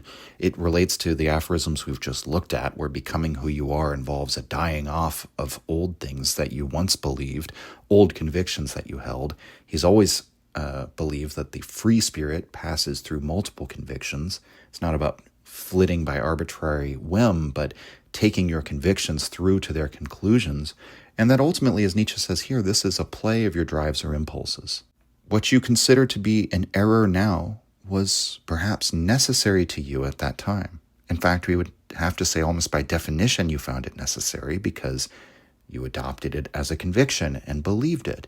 But if all such judgments are errors, right, why do we see the error in it now, whereas before we saw it as the product of our reason? The really subversive and dangerous thing about this passage is that the truths you hold now are themselves errors. You only see the error in it. It only crawls out of that former truth like a worm when something in you has changed. Not that your reason has better apprehended the facts of the objective world, but that truth is no longer suited to you, and all of a sudden you can see all the things that are obviously erroneous about it. And perhaps, the most interesting thing about the gay science is that Nietzsche is attempting the impossible throughout this book, and that he's trying to get us to consciously acknowledge the unreason of our own valuations and judgments about the world, even our experiences and perceptions of the basic facts of reality, to admit all of these are errors, and then yet to affirm the power of error, and nevertheless to continue to persist in our errors because we recognize them as something that is required for living, or that it's part of living. We might even say judging and living are, in some sense for Nietzsche, the same thing, in that all living things have to judge, evaluate, and interpret. In a way, that's what distinguishes organic life from inorganic life. And while we normally think of judging, valuing, interpreting as something conscious, Nietzsche would say it's not even conscious in us, for one, right? The consciousness, the thought, is a later objectivation or reification of the judgment that happens in the level of the impulse, and that in fact our impulses are unconsciously judging all the time. And so if we remember a section from an episode or two earlier in this same book where Nietzsche says, I can't really instruct you, I can only remind you that, I'm speaking to those for whom my truths will resonate, which is not something that they can make as a rational, arbitrary decision to make something ring true to them. What rings true to them is going to be a reflection of who and what they are. And what I say will either resonate as something that almost seems like it's so obvious that they just simply are remembering what they already knew. All philosophers are only ever preaching to the choir, we might say. And because all of our truths, all of our judgments are, in essence, considered from the standpoint of the old metaphysics, the Platonic metaphysics, they are, in their essence, errors.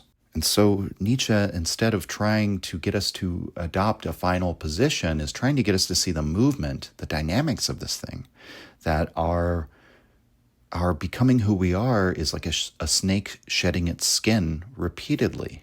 Remember that Nietzsche often talks about the consciousness, our thoughts, as a surface and a skin, as a sort of reflection or a reification of what is inside and what is unconscious that reveals something but conceals even more. And thus we routinely have to shed this skin as we inevitably, if we are truly a living person and not someone who's reshaped himself into an unchanging fortress, then we will, like a living being, continually shed our skin like the snake does as we continually shed convictions and come to new understandings of what we are and what truths are appropriate for us. Let's go to 308. Quote, "The history of every day. What is the history of every day in your case? Look at your habits that constitute it. Are they the product of innumerable little cowardices and lazinesses, or of your courage and inventive reason? However different these two cases are, people might very well praise you equally, and you might actually profit from them equally this way and that.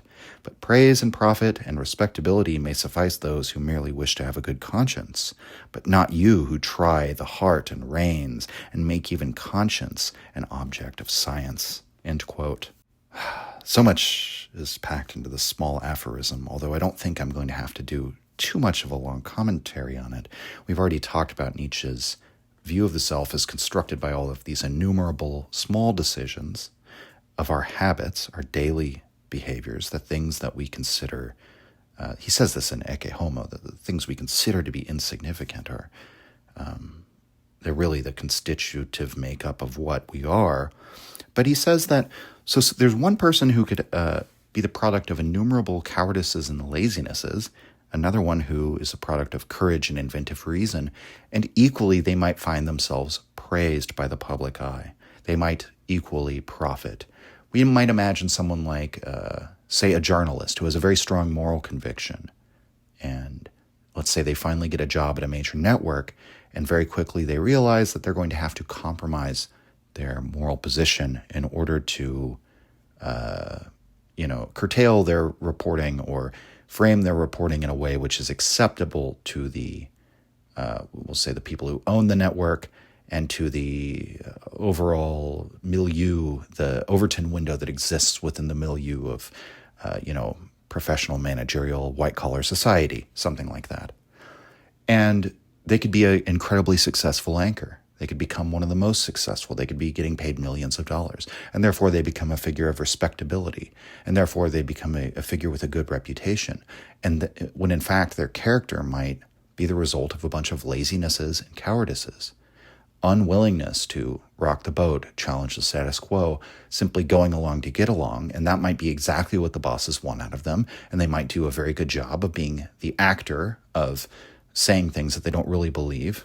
And that might earn them a good conscience, Nietzsche says, which is another element of this passage that we've brought up before, but Nietzsche makes it explicit here. That whether you have a bad or good conscience really depends quite a bit on what other people think of you, or what you think they might think of you. That the conscience we experience as this thing that's like an ownmost intuition of our own badness or goodness, but that in fact, where it comes from, Nietzsche thinks, is from the moral demands of the collective. And so it often reflects our own image of what the collective thinks of us. That's often determinative of whether we feel the sting of conscience or not. And so this person might know deep down, or maybe they even don't know. Maybe it's just the fact that they've been lazy and cowardly, and they don't even consider that fact in light of the fact that they have a good reputation. Everyone says, you're so great. Oh, you're so courageous. Oh, you're so bold. Oh, you're reporting so amazing. And actually, in fact, it's not. That type of person could just as easily earn a good conscience as someone who's actually courageous, who's actually creating themselves out of, as Nietzsche says, inventive reason, given style to their character, held to their principles, all of these things. And while Nietzsche doesn't really go into the possibility of the opposite case, we might say if profit and respectability escapes those who live according to their principles, or who are courageous, who are not lazy, who are proactive with themselves, but ultimately the way that they're perceived for whatever reason, we could imagine all sorts of things like this, where they are publicly denigrated, and perhaps that gives them a bad conscience.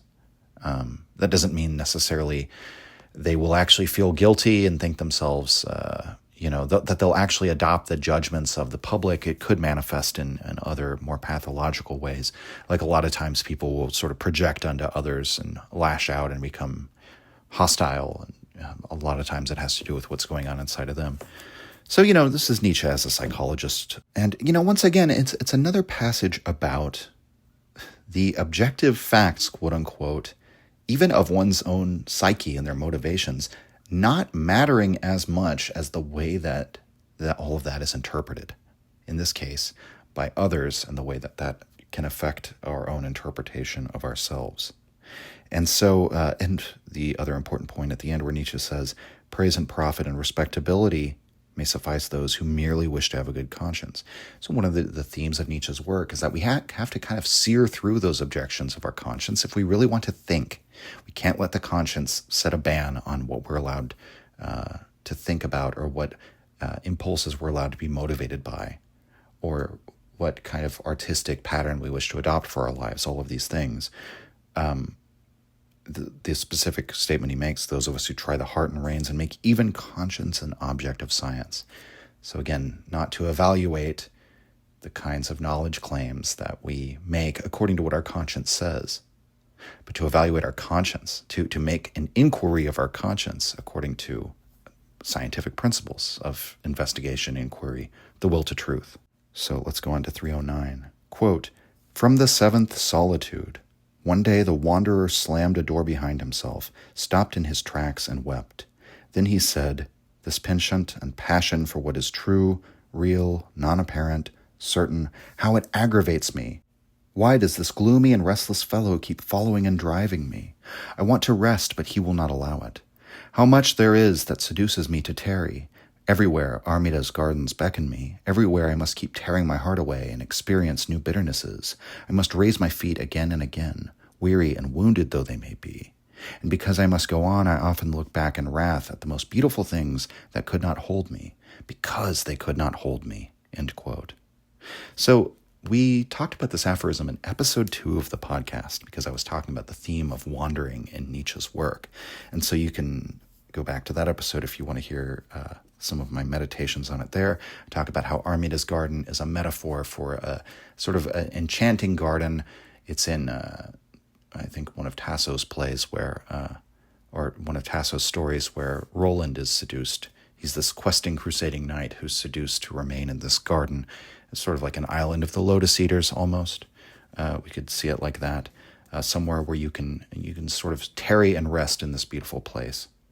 But Nietzsche here expresses wrath at these things almost because they could not hold me, right? This is again, it's in a way, there's not that much that's philosophically fecund here, because Nietzsche is just sort of speaking about himself. He's confessing about himself.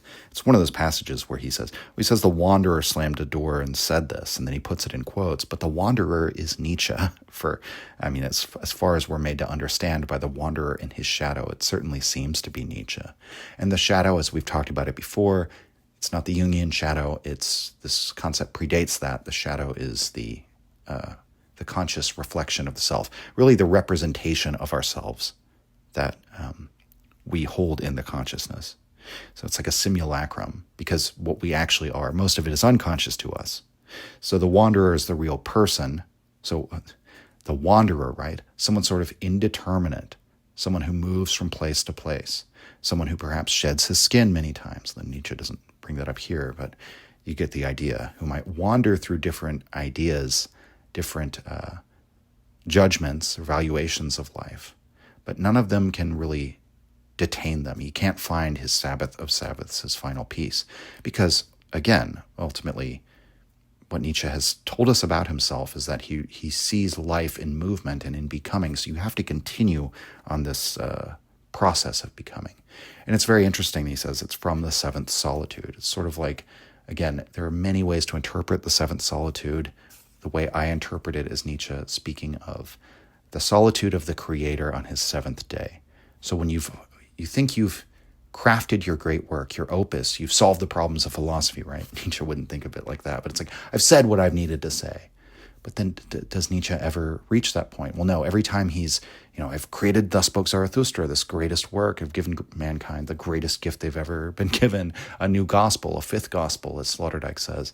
Does Nietzsche rest there? No. Well, I need to produce Beyond Good and Evil and say what I said in an affirmative manner, now in a negative manner. And now I need to make an addendum to Beyond Good and Evil to explain what is noble, the genealogy of morality that I've done. And now I really need to do this revaluation of values project, right? And so the work is never finished. And I mean, I've brought this up before, but it's why there's the stereotype that people retire and then they die because they don't have a purpose in life anymore. And this is a constant theme throughout Nietzsche's work, that it's in the movement, it's in the acquisition of a goal that happiness, quote unquote, is found. I talked about this a lot in Faust, and I think Faust is very inspirational to Nietzsche for that reason, right? Faust is the one who says, I will never rest in the moment and wish for it to abide. I will never say, I finally arrived. I'm happy. I'm fulfilled. I can rest now. There's nothing else to do. Faust pretty much says, give me as long as a life as you wish. I will never be satisfied. I will always have to move on to the next thing. And I think Goethe was very aptly peering into a real psychological truth about humanity. I think that's why Faust continues to resonate with people even today, because we all feel that, I think. Most especially those of us who have reached great goals in life and had great triumphs and victories, and then been like the wanderer saying, why this gloomy and restless fellow keeps following and driving me, right? You could interpret who the gloomy and restless fellow is. It might be a drive. It might be a name for a drive. It might be the shadow himself. It might be this ideal of himself, right? Because ultimately the shadow, even though it's one-dimensional, even though it's just like a silhouette, it's not the real person. It's not the consciousness as an active force doing things, right? But it is, to put it in Klosowski's terms, it's like the phantasm created by the drives. The drives, the impulses naturally create an image, an ideal, based on trace excitations of what's happened in the past. Basically, like in biological terms, our impulses speak to us of what could have happened or what has happened or what may happen in the future. It creates these images, these representations that they're not representations of objects that we're experiencing in the moment, but of possibilities and past or of eventualities or of past events and things like that. And that, therefore, these phantasms, right? We could see this shadow, our self-image as that kind of phantasm, that kind of ideal. We all craft a phantasm of ourselves. And thus one could experience one's shadow as driving them on. And the reason why I think it might be the shadow is because it keeps following me, right? As your shadow does. And so Nietzsche says, I raise my feet again and again, weary and wounded though they may be, because I must go on. And again, more of a statement about Nietzsche in one sense, but I think this does tie into observations you could just have about the human condition and what makes human beings happy, and the fact that, is anyone really happy when they write they create their great work, they have their great triumph? Do they just rest on their laurels? I mean, maybe some people do. You might think of like Schopenhauer, but it's not like he stopped writing forever after he finished World and As Will and Representation. He wrote many things after that, even though he didn't fundamentally change his philosophy. You might think of Wittgenstein 1 and Wittgenstein 2. Wittgenstein 1 in the Tractatus pretty much solves philosophy. Or you could say he destroys philosophy. However you want to think about it, right? the problems aren't even really problems. Problem solved. Does that end Wittgenstein's philosophizing? No, he comes back as another person, right? As Nietzsche says in the 2 aphorisms ago. You were a different person. You are always a different person. So, and I didn't really comment on that when I was talking about 307. But I think it's very much clear in light of everything else we've said what that means. It's very much the person is the Heraclitean river. You don't meet the same person twice, including yourself, right? Your friends are not the same people. You're not the same people. You are more like a river. In other words, the way that we define the river is as something that changes. If the river wasn't flowing, it wouldn't be a river, and yet the water in it is always different. So it's not something with like a stable content. That's not how we define it. We define it by the very movement, by the fact that it is different from moment to moment. So you are always a different person, because when we establish the definition person according to being, according to this stability or coherency, if we establish what the person is like that, we would have to say you're a sequence of people, a sequence of individualities that's constantly developing, becoming, and changing. All right, and so in light of that, let's look at one final aphorism today, because we've just compared the movements and the dynamics within the person to the Heraclitean river, to water. And that's what Nietzsche does, not with a river, but with waves. In this next aphorism, the final one for today, 310, quote, "Will and wave, how greedily this wave approaches, as if it were after something. How it crawls with terrifying haste into the inmost nooks of this labyrinthine cliff. It seems that it is trying to anticipate someone. It seems that something of value, high value, must be hidden there. And now it comes back, a little more slowly, but still quite white with excitement. Is it disappointed? Has it found what it looked for? Does it pretend to be disappointed? But already another wave is approaching, still more greedily and savagely than the first, and its soul, too, seems to be full of secrets and the lust to dig up treasures. Thus live waves. Thus live we who will. More I shall not say. So, you mistrust me? You are angry with me, you beautiful monsters? Are you afraid that I might give away your whole secret? Well, be angry with me. Arch your dangerous green bodies as high as you can. Raise a wall between me and the sun, as you are doing now. Truly, even now nothing remains of the world but green twilight and green lightning. Carry on as you like, roaring with overweening pleasure and malice. Or dive again, pouring your emeralds down into the deepest depths, and throw your infinite white mane of foam and spray over them. Everything suits me, for everything suits you so well. And I am so well disposed toward you for everything. How could I think of betraying you? For, mark my word, I know you and your secret. I know your kind. You and I, are we not of one kind? You and I, do we not have one secret?" End quote. And one of the other ways of translating the penultimate sentence there, "You and I, are we not of one kind?" would be, "You and I, are we not of the same race? Are we not the same type of being?" And who's Nietzsche speaking to? The waves. And he says, he's describing the waves and how they crest and throw their white mane into the sky, and then their green waters dive, their emeralds spill into the depths. And he says, as they are doing now. So we can very much imagine Nietzsche sitting on the shore, at the coast, probably in Genoa, once again, watching the movements of the waves. And what does he see in the movements of the waves? I mean, he gives this description. Do they not seem as if they are after something, as if they're greedily looking for something? They sort of emerge into being out of the water, and then he just has a series of questions. Is it disappointed? Has it found what it looked for? Does it pretend to be disappointed? Because it just sort of crests and then recedes, and then another wave comes behind it, perhaps an even greedier, more savagely than the first. And so he simply says, "Thus live waves, thus live we who will. More I shall not say." It's funny because he does say more, but he doesn't say more to elaborate on his point. He says more to the waves. Initially, he's speaking to us presumably, we will. And then he's speaking to the waves, and he's sort of reassuring them, don't worry, I haven't betrayed your secret, perhaps because he will not say more. And we have one secret. You can trust me. We're the same, you and I. You waves and me, Nietzsche. Very strange passage, but again, the fluidity that Nietzsche is speaking of within the self. See, the thing about waves is that they're not objects. They're certainly phenomena. But again, the wave exists in movement, and it's indeterminate really where the wave begins and the rest of the ocean ends. Like, where does the ocean transition into being a wave? I know you can look at all this like sort of mathematically of how waves like crest and break and all of that, but the point is they're all part of the same body of water, which in itself is not one thing. It would be very odd to think of the ocean as one thing. It's one body in a sense, but it's indeterminate sort of what comprises it in some sense, because it's just too large to comprehend all the water molecules that are, and all the other chemicals and all the other substances that make up what the ocean is, and all of like the sort of the Gulf Stream and the patterns and all of the things going on in the ocean, right? All of its dynamics.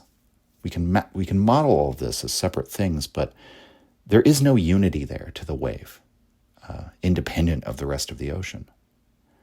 And so he says that's what it is to be us, we things who will, those of us who will, which presumably is everyone in the human race, or all living things.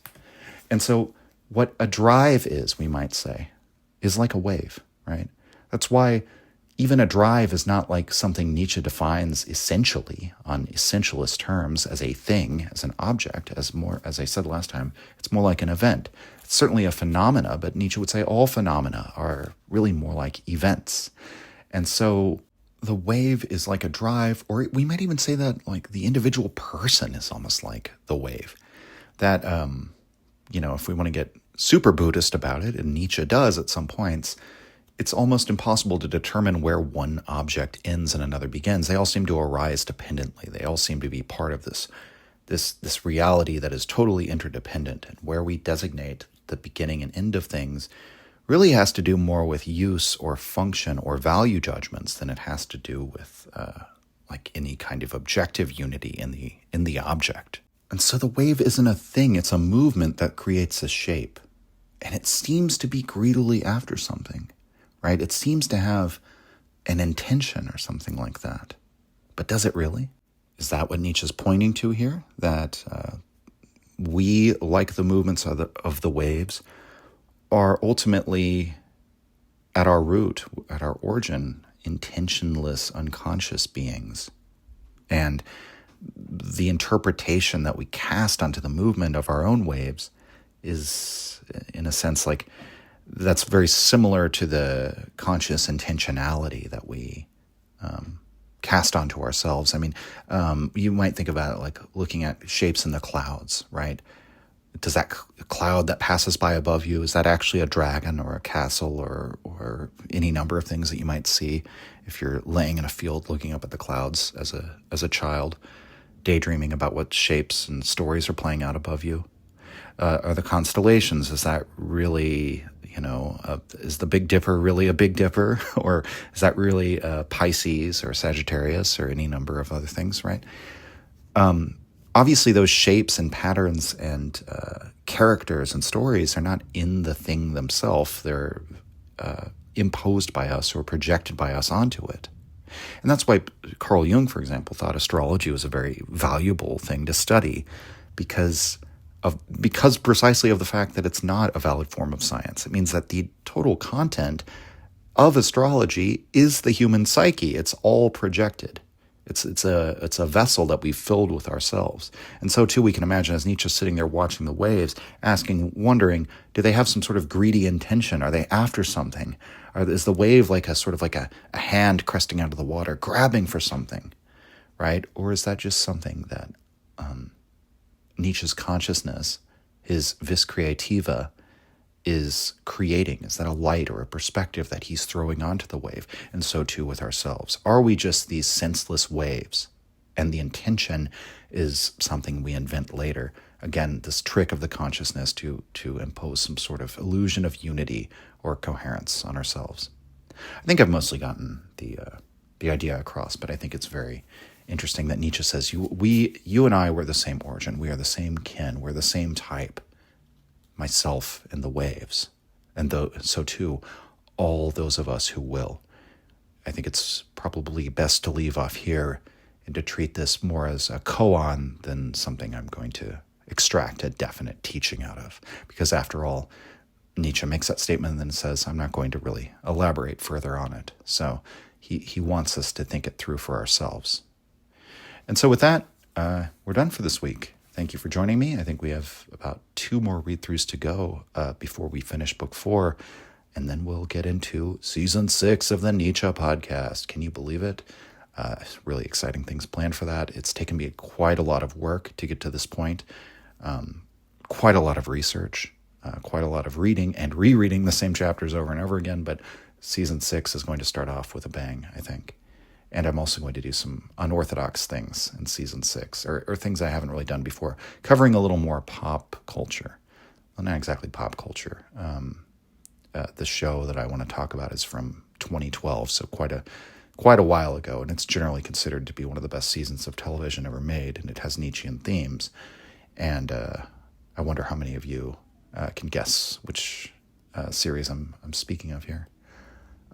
Maybe it wasn't 2012. I think the present day in that show is 2012, but it might have come out a couple years later. Anyway, I'm sure some of you will figure it out. All right, that's all, everyone. I'll stop rambling. Thank you for joining me. Signing off. If you enjoyed the Nietzsche podcast or found it helpful, you can visit us and support the show at patreon.com/untimely-reflections. The link is in the description. Or just share the show with any of your friends that you think might enjoy it or on social media. Thank you for your support.